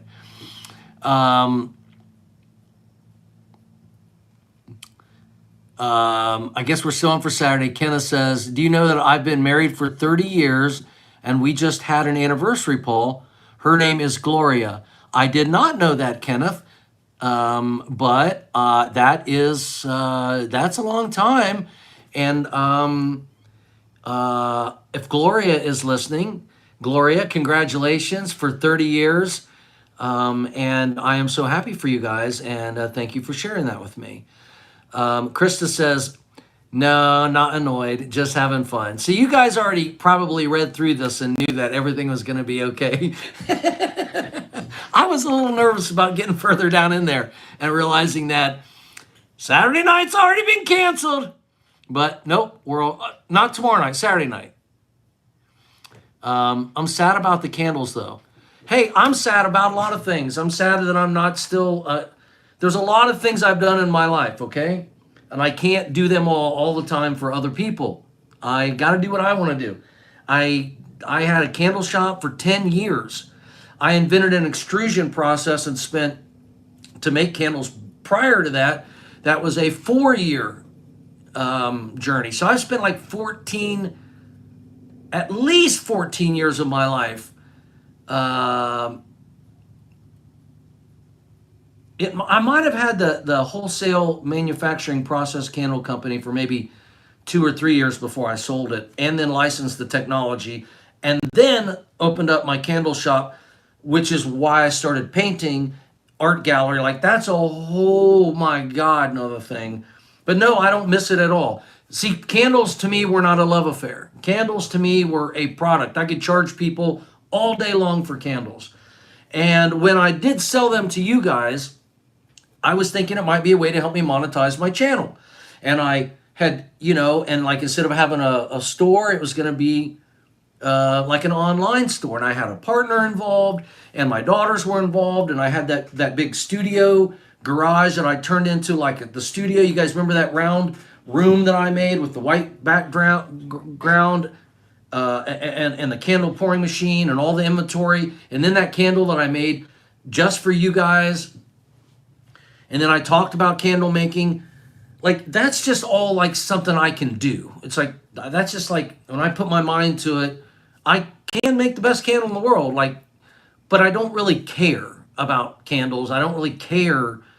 I just care about making things great and doing things great.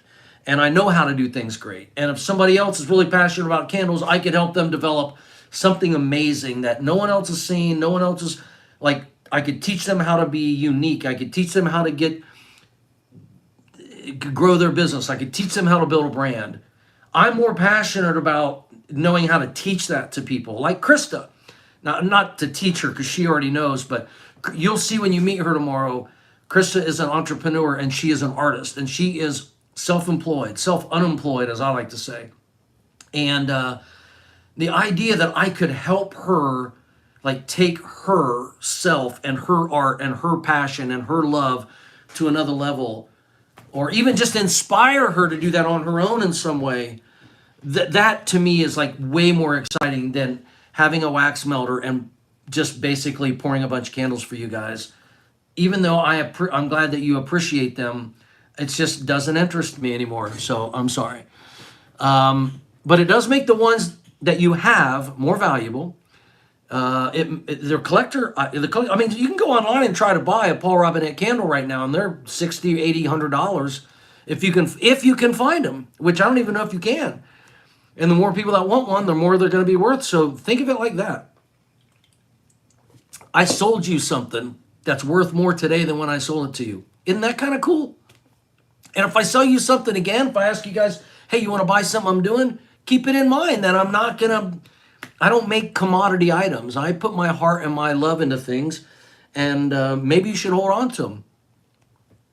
You know, think of it as a collector's item. Think of it as art. If I make something for you, it's art. It's not a candle. It's an expression of me. And if it's in candles or if it's in other things, so be it. It's not about the candles. But it's okay that you're sad about it. That just means you love them, but I'm just letting you know I'm not sad about it at all. I'm on Team Tesla. Yes! So maybe I will stream it live. I was going to think about this because I don't have the picture-in-picture stuff, okay? I don't know how. Maybe I need to sign up for some streaming thing and I can do the picture-in-picture and I can be in the corner and I can have a little cursor. But first of all, we're just going to watch the presentation and be quiet. And then, afterwards talk about it. Or go live maybe an hour before it starts and then be quiet and then talk about it afterwards. Or maybe I just, because I do have, hold on a second, I have to move things around a little bit. But I do have this computer sitting right next to me. And so I could put my thing over here and we can watch it together, and then I can move the camera back around and I can lean in and talk to you guys while it's playing. Maybe that's the manual way of having picture in picture. I don't really know technically how to pull it off exactly how I want to pull it off and how everybody else does it. And so maybe tomorrow's coming up too quick to get it all perfect, but I would be willing to commit to figuring it out and signing up for whatever and hooking some things up, and I'd be very committed because I can plug all my microphone stuff into my laptop, have a nice mic, to talk with. I even got my headphones set right here. I'm ready. I'm ready to be a badass podcaster. Believe me when I tell you, I'm ready, baby. I'm ready. As if you can hear that. I am ready to, maybe back the camera up so you can see more and be a little further away. I'm ready for it all. Technically. Almost. But as you guys know, I don't really give a shit about equipment. I don't give a shit about all the technical stuff. I don't mind just, doing this. I don't mind at all. I just think I just made everything sideways. Let me wrap this video up as soon as I get to the end of these comments. But yes, if I have a Tesla community out there with me watching these videos, my God, that would be a dream come true. And we're going to hit the ground running, and we're going to go crazy, and we're going to talk about this shit. And we are, if you know what I mean, you already know what I mean. So let me wrap this up a little bit. But I'm glad I've got a couple people on Team Tesla. That is very exciting for me. Okay. You're surprised being so gun-ho about Tesla. I'm incredibly surprised you don't own a Tesla. Well, that probably has more to do with my financial situation. I know with all of the things that I've done in life, it probably appears that I'm loaded, and I probably should be, and I have been many times in my life. I mean, I've literally had hundreds of thousands of dollars in my checking account, and today I probably have not very much. I do have a little bit of savings, and to be honest with you guys, my God,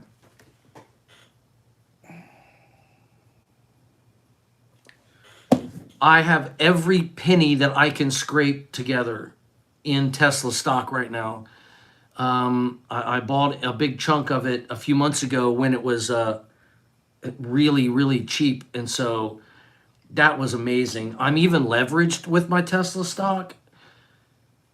I could talk about investing with you guys. I could show you some terrible mistakes that I've made. I could tell you some horror stories about how much money I've lost chasing cryptocurrencies and goofing around with my kids and buying things just for the fun of it, because I could talk for weeks about investing and my history with investing. Oh Lord have mercy. Don't get me started. Let's just do that on another video, but stick with me. If you guys want to go there, we can definitely go there together. And I'll share everything with you. I'll be honest with you about it.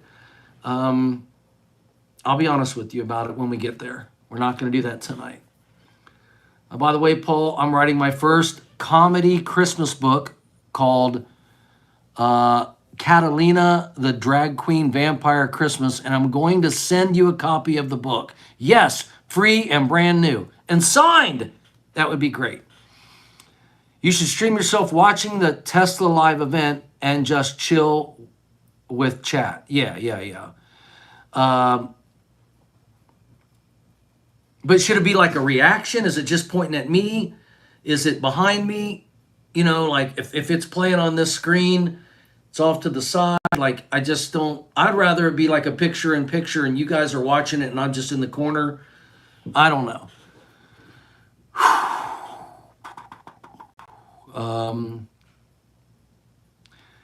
You murdered those two names in my username. Jesus Christ. I knew it. I'm sorry. Those are my character names. Pity about the candles. Such a shame. I still have half of one left from 2015. Been saving it. Good for you. Kenneth again. You know that Catalina because I did a video back in the day. VH, you laughed your butt off. Okay. I believe you. I think Elon is fascinating. And the fact that he called out Klaus Schwab maybe made my day. Yes. I mean, I don't think you ever did that chat, Paul. I remember the times you did that chat. Vulgarhead YouTube. You did a chat back then. Dead air feels great too. It feels great as long as we're with you, man. Thank you. Most of you new viewers are women. Most of your new viewers are women you've dated. That's actually not true. You know, my YouTube statistics, analytics tells me that 90% of my audience is men.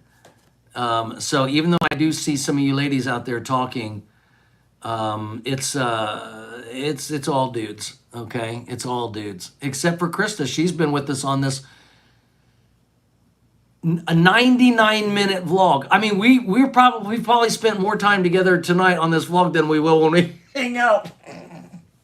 I don't even know what that hangout's about yet. I can't wait to find out. All I know is we're unboxing videos. Other than that, are we doing dinner? Are we hanging out after the unboxing? Is it just for the unboxing? Do we just do the live video and I leave? I don't know. We'll find out. I really don't know. Okay, let me keep going. I got to wrap this up. I have to wrap this up. I'm losing my mind over here. Not true. Okay. Yes, Paul, you definitely bring loads of value. Oh, thank you. See, now I can say it without being emotional. You guys caught me at a weird time and it just hit me hard. I always enjoy hanging out with you. And I have been enjoying it since 2006. Your videos have always meant a lot to me. Shit, there it goes. Can I just tell you guys about the username Pierre and Andre? Maybe, did I get it better that time? You could always phonetically spell your name if I'm mispronouncing it. That would help me, okay? It'd be like P-E-E-Air, A-I-R, Pierre, if that's how you pronounce it. Like, phonetically spell. Matter of fact, I was watching, speaking of Joe Rogan, I was watching Lex Friedman, and he was following Joe Rogan around. I love Lex Friedman. Oh my God. He's part of the reason I'm making videos on YouTube again, to be honest with you guys. I think I always say to be honest. I know that's an overused phrase. That is why, and I've already talked about it in videos, but that guy means a lot to me. But he was making a video the other day, and he was like backstage with Joe Rogan at a UFC event, and Joe Rogan pulls out this piece of paper, and it has all the names of the fighters and things. And you looked at it, and every single name was phonetically spelled out. And I was like, okay, I don't feel so dumb now. Like, that, is that normal? Like, I don't know, unless you're like a really good reader. Yeah, I need some phonetic spellings. If you got a weird username to pronounce, Whistle Six. Okay, I think I got that one. Amanda, I got that one. Artificial Banana, Krista, Shabanno. Now, how the fuck do you pronounce that? S-H-A, Sha, B-A-N-N-O. Bano, Shabano? Is that it? Shabano, Shubano, Shibana, Shabananadina. Don't make me sit over here and struggle with this shit and then criticize me. I'm an idiot. Think of me as an idiot and we'll get along way better. But I want to tell you guys a little bit of something about Shane. Shane is his real name. Shane is the guy. The username P-I-E-R-R-E-A-N-D, which means and, A-N-D-R-E.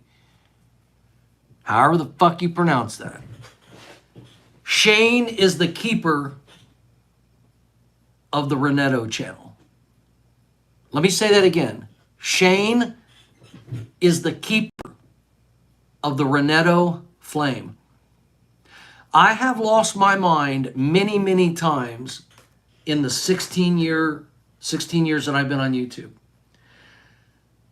I have deleted or lost or had hard drives go bad. So literally over 1,000 videos that I've posted are just gone somewhere. I have right here is a hard drive that I don't even know what's on it. And it's from years and years and years and years ago. There could be hundreds of videos on here, but I know I don't have them all. Shane downloaded and kept and all of my early YouTube. He has every, like, if I ever have like some kind of a paywall and I could just put all of my entire history of my content somewhere, I will literally have to like get them from him. And I have to make him part of it, you know, like, well, you saved him, you saved my ass. Like, it would be like a partnership. I would not like say, give me all those videos and then like make money off of it. And do you understand what I'm saying? I could not even think about finding all of that shit and putting it back out there without him. I never asked him to do it. I didn't know he was doing it, but he has it all backed up and he has all these videos, and that's a lot of fucking love. That's a lot of love. So What do you say when people love you that much and like care about your shit more than you do? What do you say when people care more about you than you care about yourself? What the fuck do you say about that? You say thank you? That doesn't seem like enough. It's overwhelming. All right, let me wrap this up. I can't. Talk amongst yourselves. I'll give you a topic, Krista says. Let's wait till tomorrow. I meant Saturday. It was a joke. When I hear that sound, no, I didn't forget. When I hear that sound, I think of a sound bath. Have you guys ever been to a sound bath? Or a pretentious yoga class? I say pretentious because I always feel like an idiot at a yoga class. I'll save that for another video. I have so much to talk about, so many experiences. I know a guy here in Florida who's like semi-famous sound bath guy. We became best buddies and we hung out all the time in Vero Beach. It's too much. I have too many things to say. I'm going to lose my mind. We'll save some of it for another day. Let me just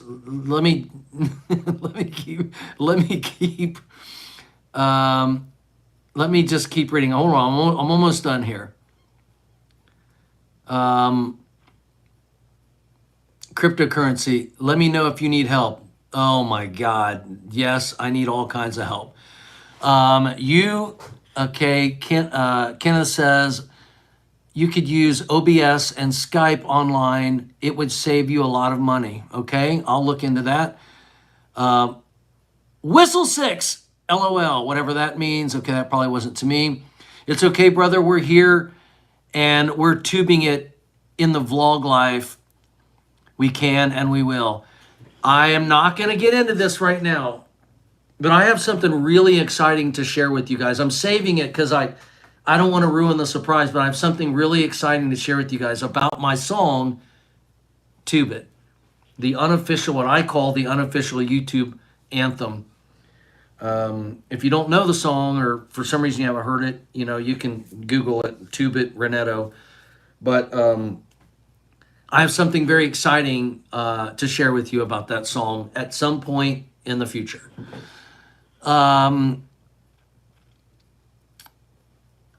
It is a beautiful evening. I'm actually going to go sit outside in just a second and calm down and think about all this shit. You should do a stream where you ride your stand-up bike on the roof. Now that sounds like a good idea. I have my stand-up bikes leaning up against a tree in the back. We'll talk about that later.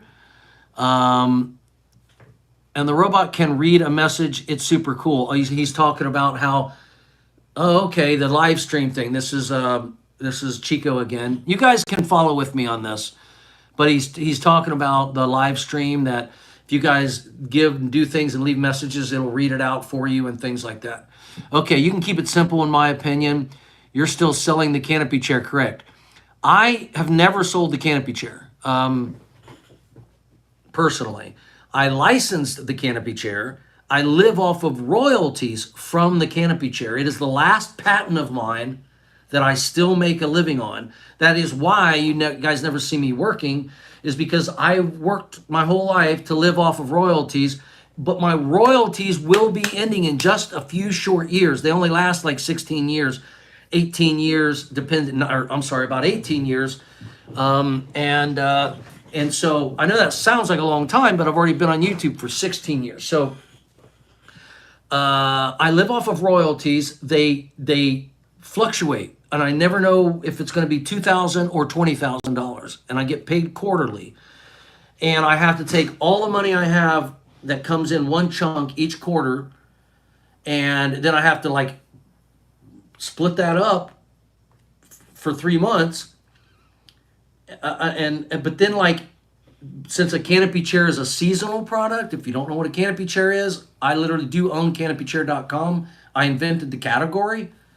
And there is a Renetto website, but technically I am a 1/3 owner of that website and that company. but it doesn't really create a lot of revenue for the owners. It basically supports my business partner, Steve, and his wife, who like order chairs from China, stock them in a warehouse, ship them out. So yes, my company that I'm technically an owner in does still sell lots of canopy chairs, and they make a good living doing it. But Steve does all the work, and if he shut that factory, if he shut the warehouse down and stopped ordering chairs and stopped shipping chairs and stopped marketing chairs and stopped doing all of that, then there would be no company. So the way I think of it is Steve is earning a living for himself through our canopy chair company, but there's really no value for me in that. If you guys bought a canopy chair tomorrow, I might make a couple dollars off of it, but that's about it. So yes, that's how I make a living. And what I keep telling you is I've made a ton of money, I've spent a ton of money, but it's kind of dwindled down. I went through a divorce. I've, all of these things. I actually still share my royalties with my ex-wife because I couldn't have done any of that without her. Managing the house and taking care of the kids. So, but it's very difficult, when maybe the first or the second quarter of the year, I'll get a $10,000 check or a $20,000 check or whatever. And then the third quarter of the year, I might get a $4,000 check because canopy chairs are an outside seasonal kind of product. And so I never know how much to save from the first couple quarters to be able to survive the last couple of quarters.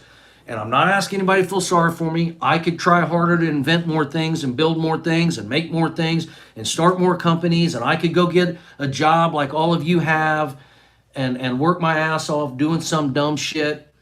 But I prefer to live simple, save every penny that I can, and have a quality of life. My freedom is what makes me feel wealthy. I mean, if you think about it, the only thing money really does for you is it gives you the opportunity to do things, to not have to do things you don't want to do. And the wealthiest person in the world is someone who gets to do anything they want, right? Well, that's me. I'm wealthy. I do any fucking thing I want. It just so happens I really don't want anything materialistic. I don't want a bigger house.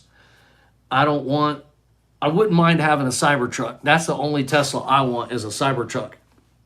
Maybe by the time Cybertruck comes out, and I have one on order, it's a $100 deposit. I put it on order as soon as I saw it within a week of seeing it, because I didn't realize you could put $100 down and get it right off the bat. And then when I realized that, because I knew it wouldn't be out for years, and then I thought, well, I better get in line. So I am near the front of the line for Cybertrucks. And I think they're going to be talking about them tomorrow in AI Day. Speaking of Cybertrucks, have you guys seen Elon's text from today about the Cybertruck? About how it's going to be waterproof and it'll drive across the water? Have you seen this shit? This is going to be the biggest selling. This is going to be the Cybertruck is going to change the world, and people hate it so bad. It freaks me out. It's so exciting to know something that no one else knows or believe something that no one else believes, and they're just going to see. I've been telling my friends for years this is going to be the best-selling vehicle in America. The Ford F-150 right now is the best-selling vehicle in America, if you don't know. It's not the Toyota Camry. It's not the Chevy Equinox. It's not the Honda, Civic. The best-selling vehicle by volume in America is the Ford F-150. It's getting ready to be the Cybertruck. It's going to sell more than the Model Y is selling, the Model 3, the Model X. The Model S. Let's talk about that tomorrow. Okay. Curiosity is my hobby. Yes, curiosity is my fucking hobby. Bought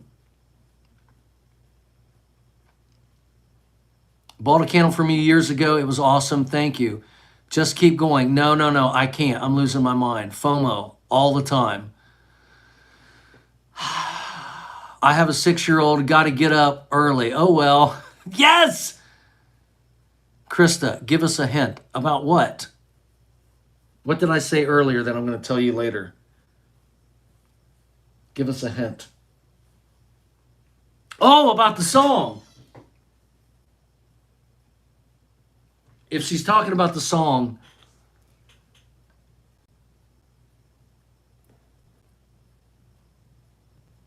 I let me think about that. Cowbell. You guys are responding to the what do you think of when you hear this? Cowbell? No, this takes me right to a sound bath and awkward yoga classes where you're sitting behind like a super, super hot woman in super, super, super tight clothes. I did, it's called Ganja Yoga. Look it up, Google it. This woman has written a book about it. I went to her class in San Francisco with my friend, and we all blazed up and then did yoga together. And I was like, man, how did you figure this out? He's like, dude, you go where the beautiful women are. You don't expect, if you want to date beautiful women, just start going to yoga. And he's like, dude, wait till you see this. Wait till you go in there. And I was like, oh my God. Oh my God. This should be illegal. This should be illegal. That's all I'm going to say. I mean, I'm just telling you right now. Holy moly. You're not supposed to be all turned on, but I don't know what women are thinking when they're dressing in yoga pants. When there's not a lot left of imagination and they're beautiful, like, dear God almighty, what is a person like me supposed to do that's wildly attracted to the physical form? I mean, a lot of women say they don't care about what a guy looks like. Women, I can tell you men do. Men definitely do. I'm sorry to be hurting anybody's feelings out there, making you feel like an object of desire, but good Lord, I know when you're dating a woman and you tell her every day how beautiful she is, she doesn't mind one bit, but anyway, I don't get me started. Krista could end up canceling the date again. Or not again, but no. Okay, let me wrap this up. Amanda's got to go. I got to go. We've all got to go. The sound reminds you of dinner time. Okay, thank you. I remember when you were having trouble with your car. Okay, leave no more comments. Let me just finish up, and I got to go. Okay, I got to go. I remember when you were having, but I love it. This is so much fun. This is the most fun I have tried to do a live stream once or twice before, but I never quite, maybe because I couldn't read the comments and I was holding the camera and I just wasn't in a good headspace. But this literally is probably more fun for me than even for you guys. Like, this is incredible. I'm overwhelmed. So I'm loving it, but I literally, I feel like I'm going to turn off the camera and just like collapse on the floor or go sit outside and just breathe. I don't know what I'm hot. I'm worked up. I feel crazy right now. I remember when you were having troubles with the car when you were Ubering, yes? I remember a bunch of us tried to donate. You did, actually. You actually did. And that was just a car. We will most definitely turn out for you. Jeremiah, listen. I was in a really tough time. I started Ubering. I was really cash poor at the time. I was married, kids and all that, and I was trying to figure out and I Ubered because I love people and I love talking and I love driving and thinking, and that was like a way for me to figure out what to do next. And like I was too bored to sit around the house. I didn't want a normal job. I thought Ubering would be awesome. I bought a car off of my cousin. On the very first Uber ride, I break down. And I break down in an Uber. It was going to be like $1,400 to fix. I started losing my mind. I mentioned it. And the next thing you know, I don't remember how much it was, but it had to have been about $1,000 came in just like that. I don't think I've ever asked for money or ever done anything like that before.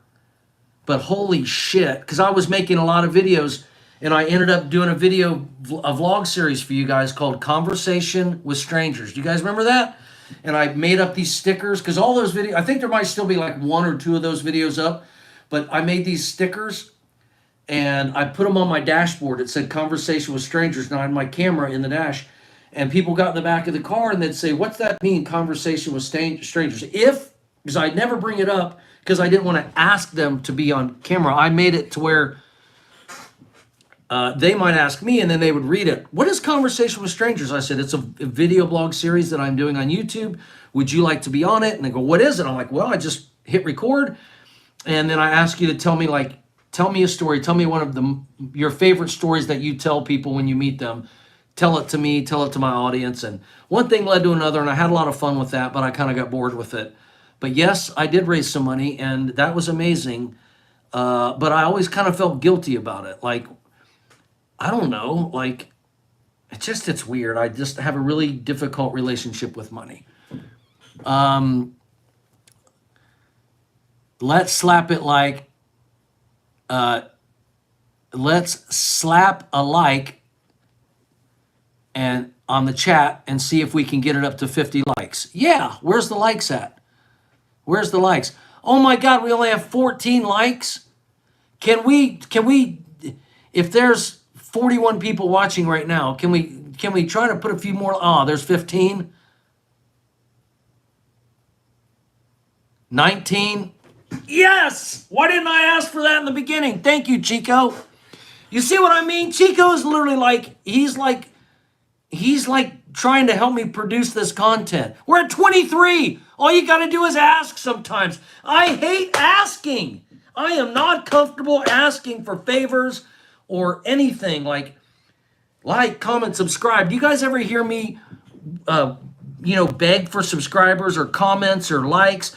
I don't even want to monetize my YouTube channel because you're going to have all these ads and pre-rolls and skipping through stuff. And I fucking personally hate that so much myself. I can't imagine doing it to you.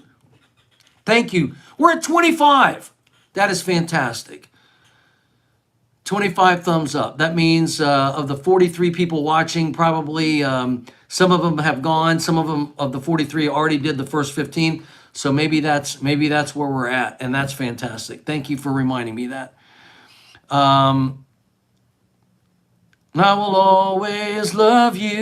Ooh, yeah.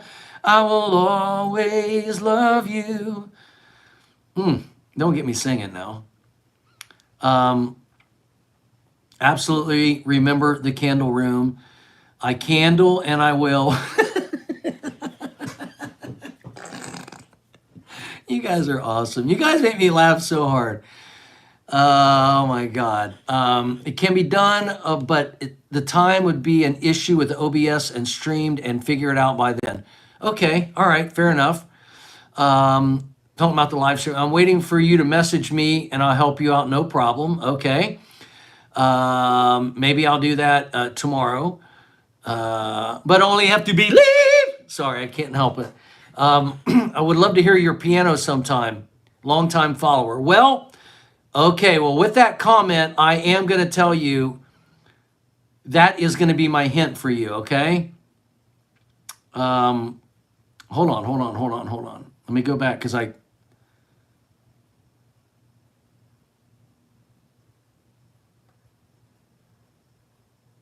candle and I will. Okay, hold on.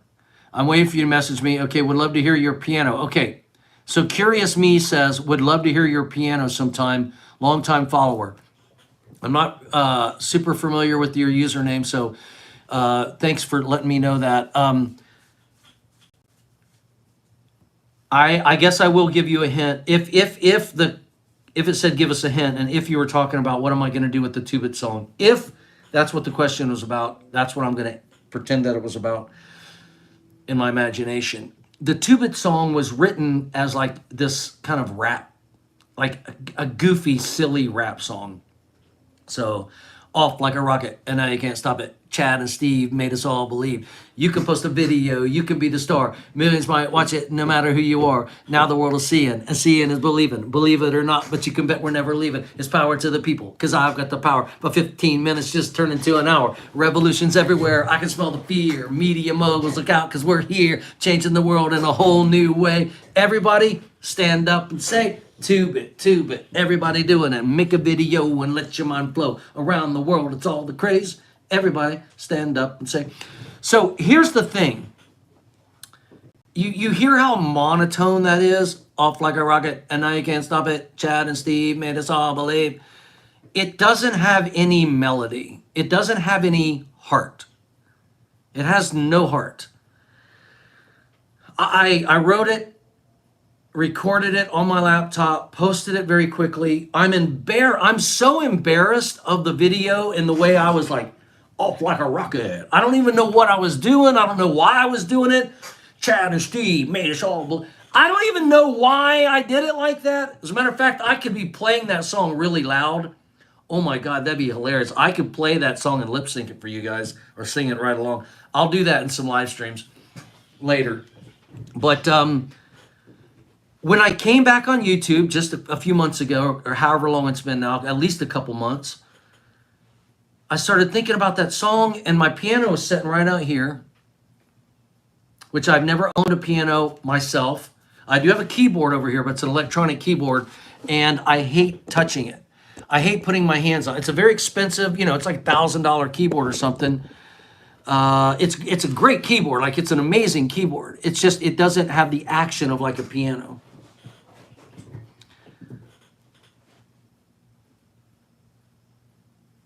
I might actually do something for you guys since it's just us.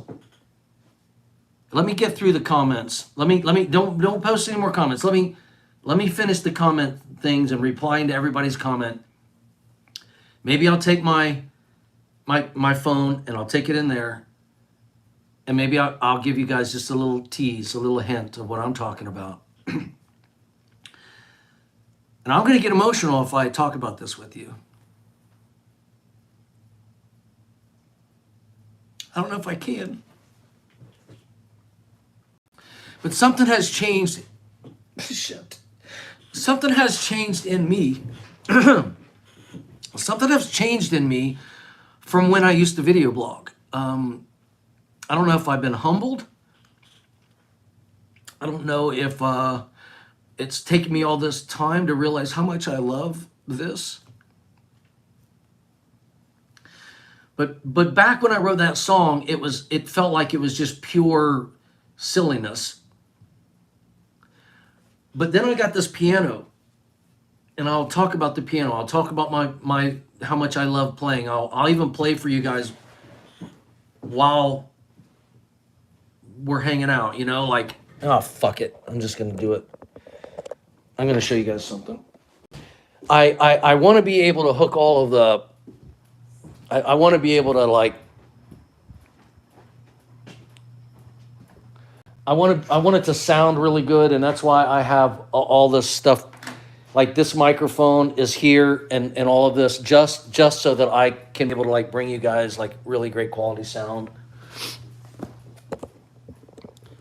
I wish I could flip in the wide angle so you could see more, and I'll do it all later, but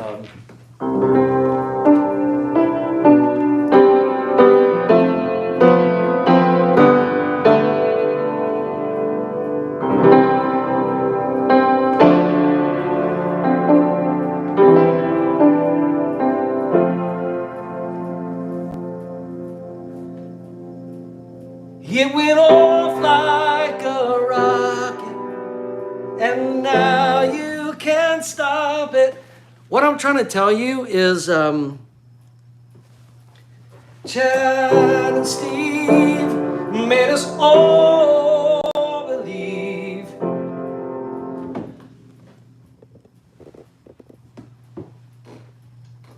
I feel like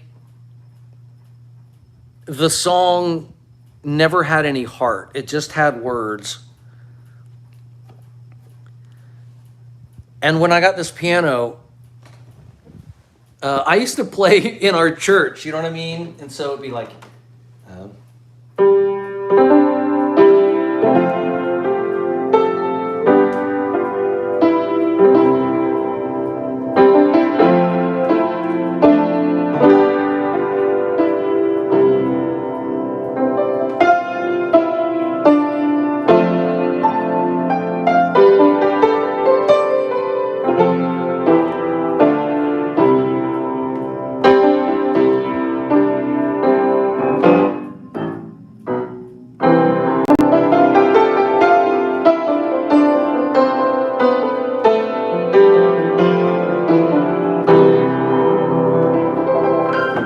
so I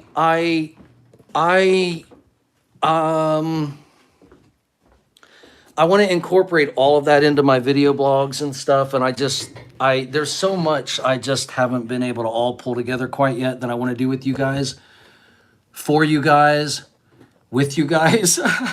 Shit. Whew. I have this weird thing.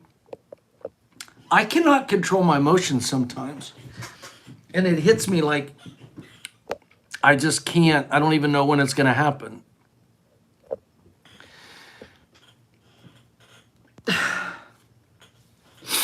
But when I came back on YouTube a few months ago and I had this piano and I was sitting down, and I want to tell the whole story, but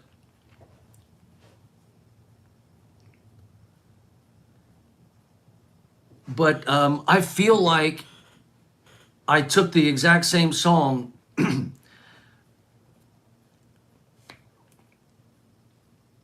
I put a melody to it, and I gave it heart. And it's kind of like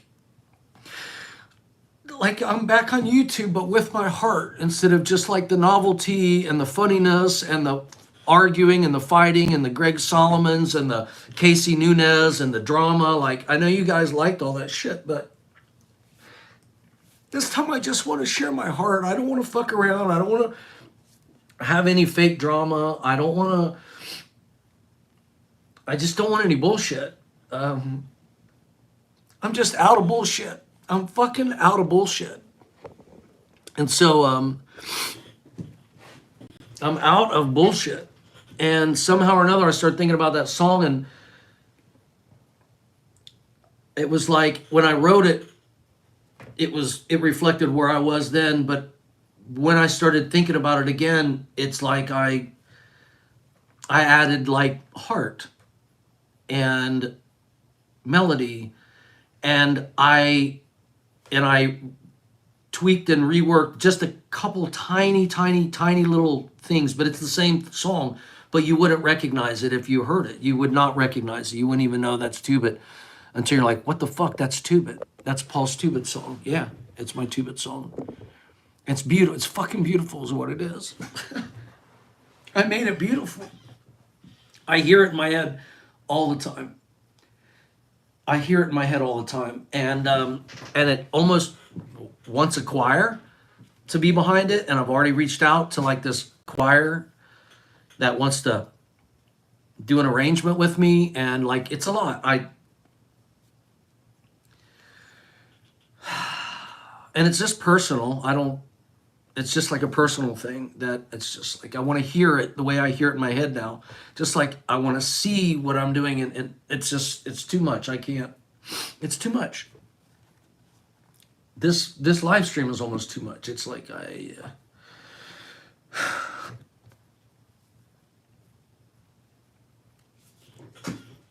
So yeah, we're going to have a lot of fun if you guys will hang with me for a little while. Let me wrap this up.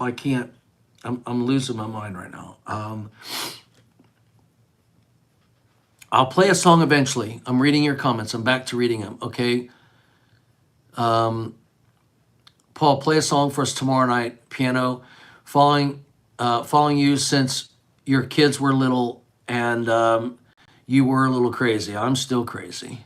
I still have candles of yours. I light them a few times a year. That is really amazing and really beautiful. You know, the second that I turned on that website to sell you guys candles, did I ever tell you guys how many candles I sold? I think I sold $7,000 worth of candles to you guys like that. I mean, you guys just went nuts ordering them. I was shipping them all over the place.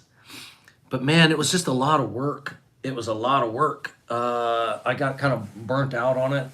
And then, anyway, that's another thing. I don't have time for all this. I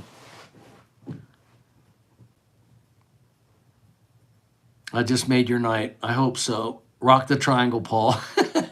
Play that funky music, white boy. You should create a Discord server to help Paul organize and communicate with his community. See, I don't know anything about Discord. I've never been on Discord. I hear people talk about it all the time. I don't know why why does everybody have Patreon and a Discord community? For me, that just means I have 3 different things I've got to manage, and I don't know how to do any of it. I feel, well, if I'm on Discord, then I got to spend half the day over there. If I'm on Patreon, I got to give you special access, and I got to create a bunch of stuff over here. And then if I'm live streaming, I got to figure out the technology. Do you guys understand? All I want to do is this. I want to turn on the fucking camera and record and talk to you and hang out and share my heart. Go interview people. Go do shit and record it and share it. That's all I care. I want it to sound great. I want it to look great. I want to have a Discord community. I want Patreon. I want to do it for a living. I want, the right sponsor would be great, I suppose. But I just hate the idea of pushing shit on you. Like, it's literally like I'm so single focused that like just being a creative person and being a person who loves novelty and curious and intimacy and all of this other stuff, Discord and Patreon and money and monetization and views and subscribers and likes and all that stuff. It's just like I don't care about it. I just don't care. I care, meaning I want it to be great, and I want you. But it's like if I'm providing value because of I'm good at this, I need someone else to help me provide the value at all of the back, everything else. And I won't ask. I never ask. So we'll figure it out. Let me wrap this up. I'm losing my mind. All right. Get that about the chair. Yeah. Cyber submarine truck, LOL, maybe. Triangle, just got here. Well, I'm sorry, because I'm wrapping it up. But now you told us definitely. But there's tons of, if you just got here, you've missed a lot. A whole lot. I hope you go back and watch it and enjoy it. And also all of all of this live stream chat stuff, it's going to be here, but like then the video has like 4 comments on the video. And for some reason that drives me crazy. I wish YouTube would take this whole chat stream and put it into the comment section. Just in, like as soon as the video is over, you just look at the comments and there they all are. But I know live stream's different in the chat. So now there's a chat over here and I've got, 1,000 messages in the chat and 3 comments, and you guys know comments have always been like all I ever care about. I always tell you I don't care. When I see a video with 1 million views and has 42 comments, I'm like, ha. I had 400 views and 90 comments. You know what I mean? That's like, fuck yeah, like that's what I'm about. And then, so yeah, I'm trying to wind down. You need a cowbell. I do need a cowbell. If someone wants to send me a cowbell, you know my name and address. It's in the comment section of this video. Once it becomes a video, there'll be a comment section. You see what I'm saying? All right, we're getting there close to the end. I like the Cybertruck look. How much will the look change to make it street legal? We'll talk about that tomorrow. Because I am going to do, you guys have already convinced me to do a live stream. I don't know how I'm going to do it. Meaning, I don't know if it'll be good. I don't know if it'll be picture in picture. But I'm coming on tomorrow and we're doing I don't have to say fuck. Sometimes you guys hear me like I'll go fucking like I'm mad and fuck. I really am not. Sometimes I feel like I'm cussing and it's not necessary. I just think it's funny sometimes, but I need to rethink that too because I don't want to be too vulgar or cussing too much because I do want to respect other people's, like I can't listen to your videos in my house with my kids running around the room because you cuss so much. I mean, I'm acting like that's your fault if you said that to me because I'm mocking you or something. Sorry. it's people saying, I like you, Paul. Make it easier for me to like you. Make it easier for me to share your content. Make it easier for me to, share it with my family. And so I hear you. I hear you. Not that no one said that to me recently, but people used to say that kind of stuff to me, and I hear you. I hear you. I hear you. I also just like being me, and if we were hanging out, I'd probably be cussing a little bit. So, good Lord. Okay. Yeah, I know, mirrors, windows, wipers, etc. Yeah, we'll talk about it maybe tomorrow. By the way, when I mentioned cryptocurrency, I was referring to a way to receive donations without having to pay any fees. Ooh, that would be fun. That would be cool. I see what you're saying. Yeah. That makes sense. The only problem is not a lot of, I have Robinhood, and I never really thought about people sending me cryptocurrency stuff. You'd have to have the ability to do that. But are you kidding? Hell yeah. I believe in it all, even though I know it's way down right now. It is the future. And I own like literally like $100 in Bitcoin. So when I open up Robinhood, I don't have to go searching for it. It's just right there, and I can just kind of follow it. But I'm not invested in cryptocurrency per se, like with all my money waiting for it to blow up, even though I know it will. I have such conviction about Tesla as a financial opportunity. I'd like to talk all of you into buying Tesla stock tomorrow, even though that'd be somehow illegal. And this isn't financial advice, and you can't tell people, I don't want to get into all that shit, but I believe it is a unique opportunity to be invested. Let's just say, call it a 5 to 10 year investment to just acquire as much Tesla stock as you possibly can. It'll be the best financial decision that you've ever made in your life. And I could spend 5 hours explaining why I believe that, not just to tell you, but it is exactly what I'm doing. As a matter of fact, if you guys help me and sent me some cash, you know what I would do with it other than buying some food and a camera? I would buy Tesla stock with it. You guys donate $100 to me today, and it's going to be worth $500 in a few years. Like, I would be a wise steward of that money because I don't have any material desires. I've traveled everywhere. I would love to travel, and I like to have nice things, but I don't. For me, the adventures that I want to have for the rest of my life really. It does cost money to buy gas, and I'm not talking about buying gas in a cheap hotel room. Like, you gotta have money for that shit. But I meant, like, I don't need anything nice. I don't need to go to the nicest places or drive first class or drive in brand new vehicles or live in a big house or wear more expensive clothes. I'm very non-materialistic, other than, like, I don't like paying. I'm too cheap. I don't like to pay a lot of money for food. I like kind of like, being very practical, and I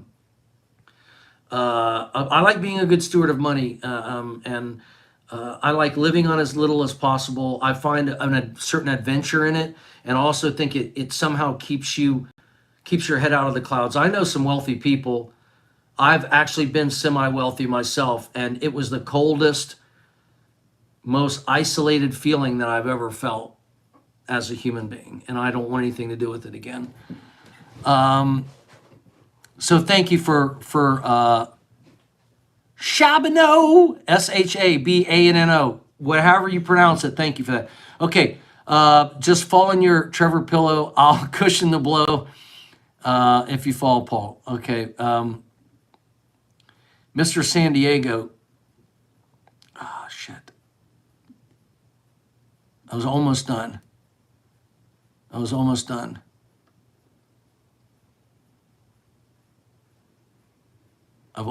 done. Hold on. I just hit the button and it went all the way to the beginning. Okay, here we go. We're getting close. Yay, I love it. Sounds like Let It Be. It's more like Let It Be than it is Tube It. That's for damn sure. Paul, play Chopsticks. No, not doing that. Wow. Keep going. It shows. Wait, where did I leave off? Did I forget something? Oh my God. I got to go way back up here. Love it. Tube It song. Wait a minute. Where'd all these comments come from? I told you guys not to do that. Okay, thank you. Okay, here's one. Okay, I'm back at Blower Forever. I think I may have watched a couple of those videos years and years ago. 1013 Den. I actually own a copy of Tubit that I purchased on iTunes years ago. See, that's what I'm talking about. If I did a remix, a remix of this, not a remix, kind of a reimagination of the Tubit song, I would be tickled to death for you guys to buy it, because you could just, that would make me happy. I would love that, you know. That's really sweet. Thank you. I liked it, and it's 24. I liked, and it's at 24. Yes, you did like, and it's at higher than 24 right now. It's at 28. So thank you for that. Truth, I sometimes forget to ask. I have been subscribed to you since I think 2010, I think. Well, thank you. Knorkoli.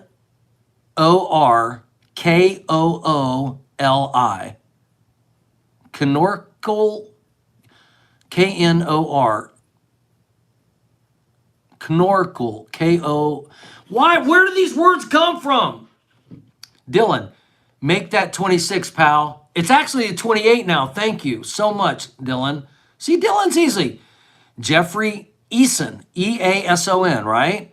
Can you do a super chat? Is that still a thing? Yes, but I have to be monetized, and I haven't done all that yet. I've talked about it before, but let's keep moving. I will get there eventually, but I kind of don't want to because they take too much. Okay. I love that you have a hard time asking when you are the one that told me about the book. Okay. I love that you have a hard time. This is from Jeremiah. I love that you have a hard time asking when you are the one that told me about the book, The Art of Asking. Oh, I did. I told you about a book called The Art of Asking by Amanda Palmer. I probably did, but I can't apply it to myself is the problem. Love that Tubit song. That was heat. Aw, thank you, Dylan. Is Nalt still trying to be like you? Always and forever. You know that. Is Nalt even doing videos still? I think so. I would love to interview Nalt, bring him on the channel. So that'll happen. I just keep waiting to kind of get. You guys realize I'm just literally making all these videos randomly, just trying to get used to it and have fun myself. Okay, this message is held for review show because it's Agent Dark. I don't know why. Oh, because he said, "Oh shit, Paul is live." I always pull up on YouTube to watch nonsense to fall asleep, and now Paul is live. How am I supposed to fall asleep? Woohoo! I'm here now. Yay, everyone! Yay! All right, well, get that subscription, Agent Dark, Michael. Get that subscription bell notification bullshit going, and you won't miss it next time. Jeffrey says Nalt and Paul should do a road show. Maybe. Here's another one held for review. I don't know why. Show. Okay, that's shown. Yes, I live in a live vaudeville. Absolutely. Let's go. The show's starting. Keep going. Encore. Wow. Oh, you guys are sweet. Paul, play chopsticks. Sounds like Let It Be. I love it. Same. Can't control my emotions. I feel you. Oh, Krista, we're going to cry our eyes out tomorrow. How are you still watching this video? We don't even have to go out tomorrow. I think we've spent enough time tonight. You're probably already sick of me. You will grow this channel with music and just by being you. Thank you, Curious Man. I appreciate that confidence that you have in me. I didn't like the drama. It was fun for a minute, but it's like it's a part of me, but it's not me. It's a part of me, but it's not me. It's like a different part of me, and I enjoy it at times, but I like this so much better. I like this so much better. It's like I can do it, and it's entertaining and it's fun, but this is like falling in love.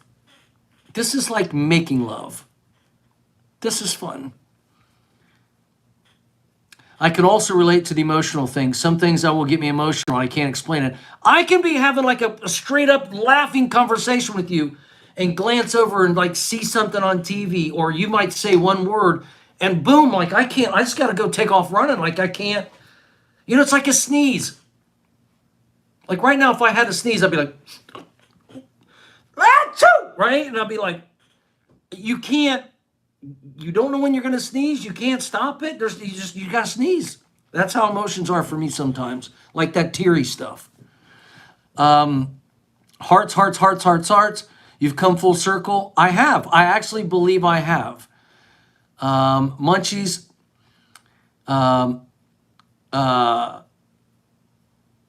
His hot wings of death. Munchies. His hot wings of death. What the hell does that mean? Munchies, his hot wings of death. I don't know what that means. Okay, some more hearts. The older I get, the harder it is to control emotions. I lost my mind years ago. Well, let's hope we never find it. Another heart. Always loved and respected the honesty, Paul. Thank you, David. Coughs, candle business, burnout. I got burnout. I got burnout. That's funny. Discord is basically IRC plus Skype. Okay. It's easy to figure out. We'll do a Zoom meeting one day and we'll go over it all. Thank you. Shit, it happened again. I think I'm almost done. I keep hitting something and it goes all the way to the bottom. I think we're almost there. It's almost there. Yes, we're almost there. Moo. Oh, Mr. San Diego says moo. Ring that bell. Ring that bell notification. Get that shit going. Okay? I didn't know you were named after a canopy chair. No, the canopy chair is named after me, you goofball. No, the truth is I am named after the canopy chair. The short story about that is myself and two other business partners, David Reeb, Paul Robinett, and Steve Tinto. Reeb, Robinett, Tinto. I put those three names together on a piece of paper and created the word Renetto. Reeb, Robinett, Steve Tinto, Renetto. I invented the word. And that was before I landed on YouTube. So we had just started the company. We were doing our thing. We were having a good time. And then I landed on YouTube and it said choose a username.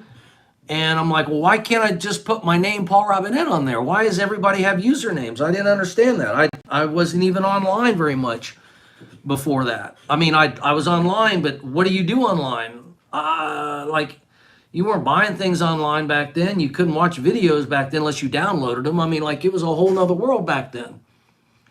For me, especially. And so I said, make up a username. Like, what the hell? And I thought, Renetto is the name of our company. That's a cool username. Like, no one else will have it. I don't think. And, because I'd already knew that the name didn't really hardly exist anywhere in the world. I think there might be like some Italian person named Renetto or something. Because I think I found a Twitter account. Anyway, but I'm trying to wrap this video up. The point is, yes, I named myself after naming my canopy chair company.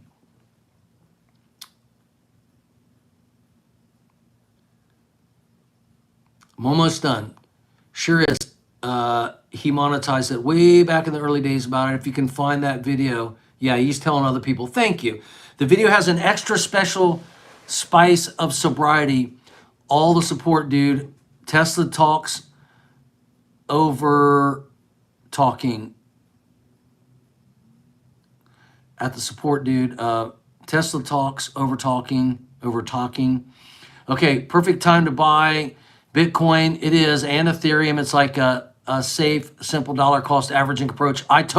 Yes, this dollar cost averaging approach is the lesson that I learned after all that I've lost, after all that mistakes I've made, after chasing like things going up and down, and then they go down a little bit, and so you sell them, then they go up, you go to buy, and then they go back down, and like I did all that with tens of thousands of dollars.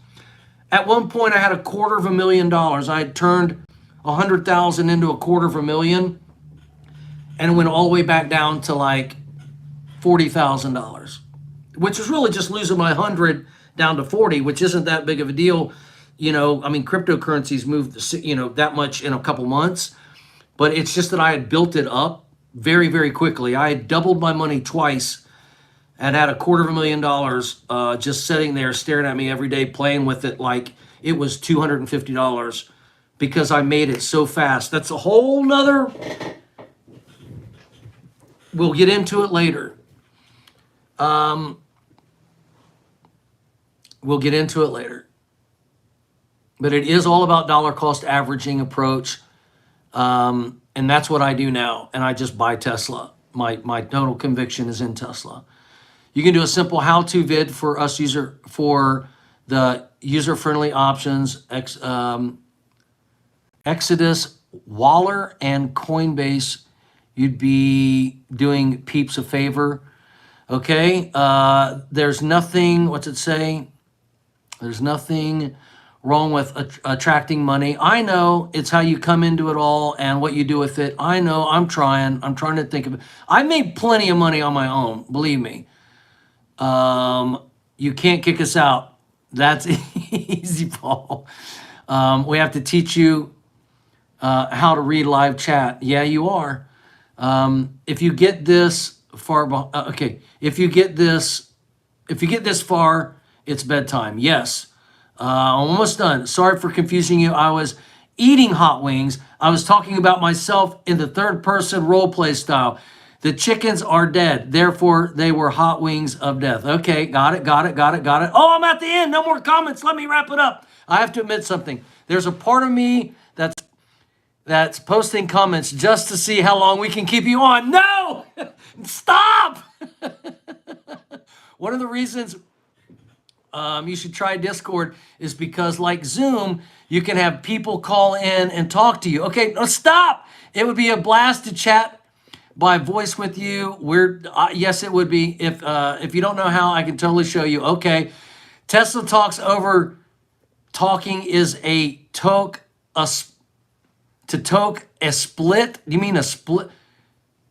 Tesla talks over TOK over talking. Toking. You're talking about, you're making weed references. I'm an idiot. I'm not toking anything. Tesla talks over toking. You can toke. I'm on a 30-day no tokes.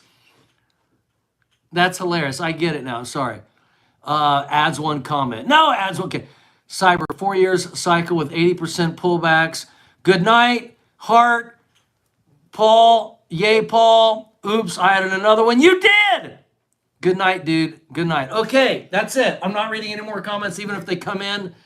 Let's see, how long was this? Oh my God, 157 minutes. Holy shit. Holy shit. I love you guys. What else can I say? I fucking love every fucking one of you. Mwah, mwah, mwah, mwah. Fucking love you guys. I fucking love you guys. All right. We all said it together. Don't you fucking lose me now. You guys ready? 1, 2. Maybe I should start counting backwards. 3, 2, 1. I don't know if I like the 1, 2, 3. Let's start counting backwards from now on. And everybody says it as quietly as you need to or as loud as you want. 3, 2, 1.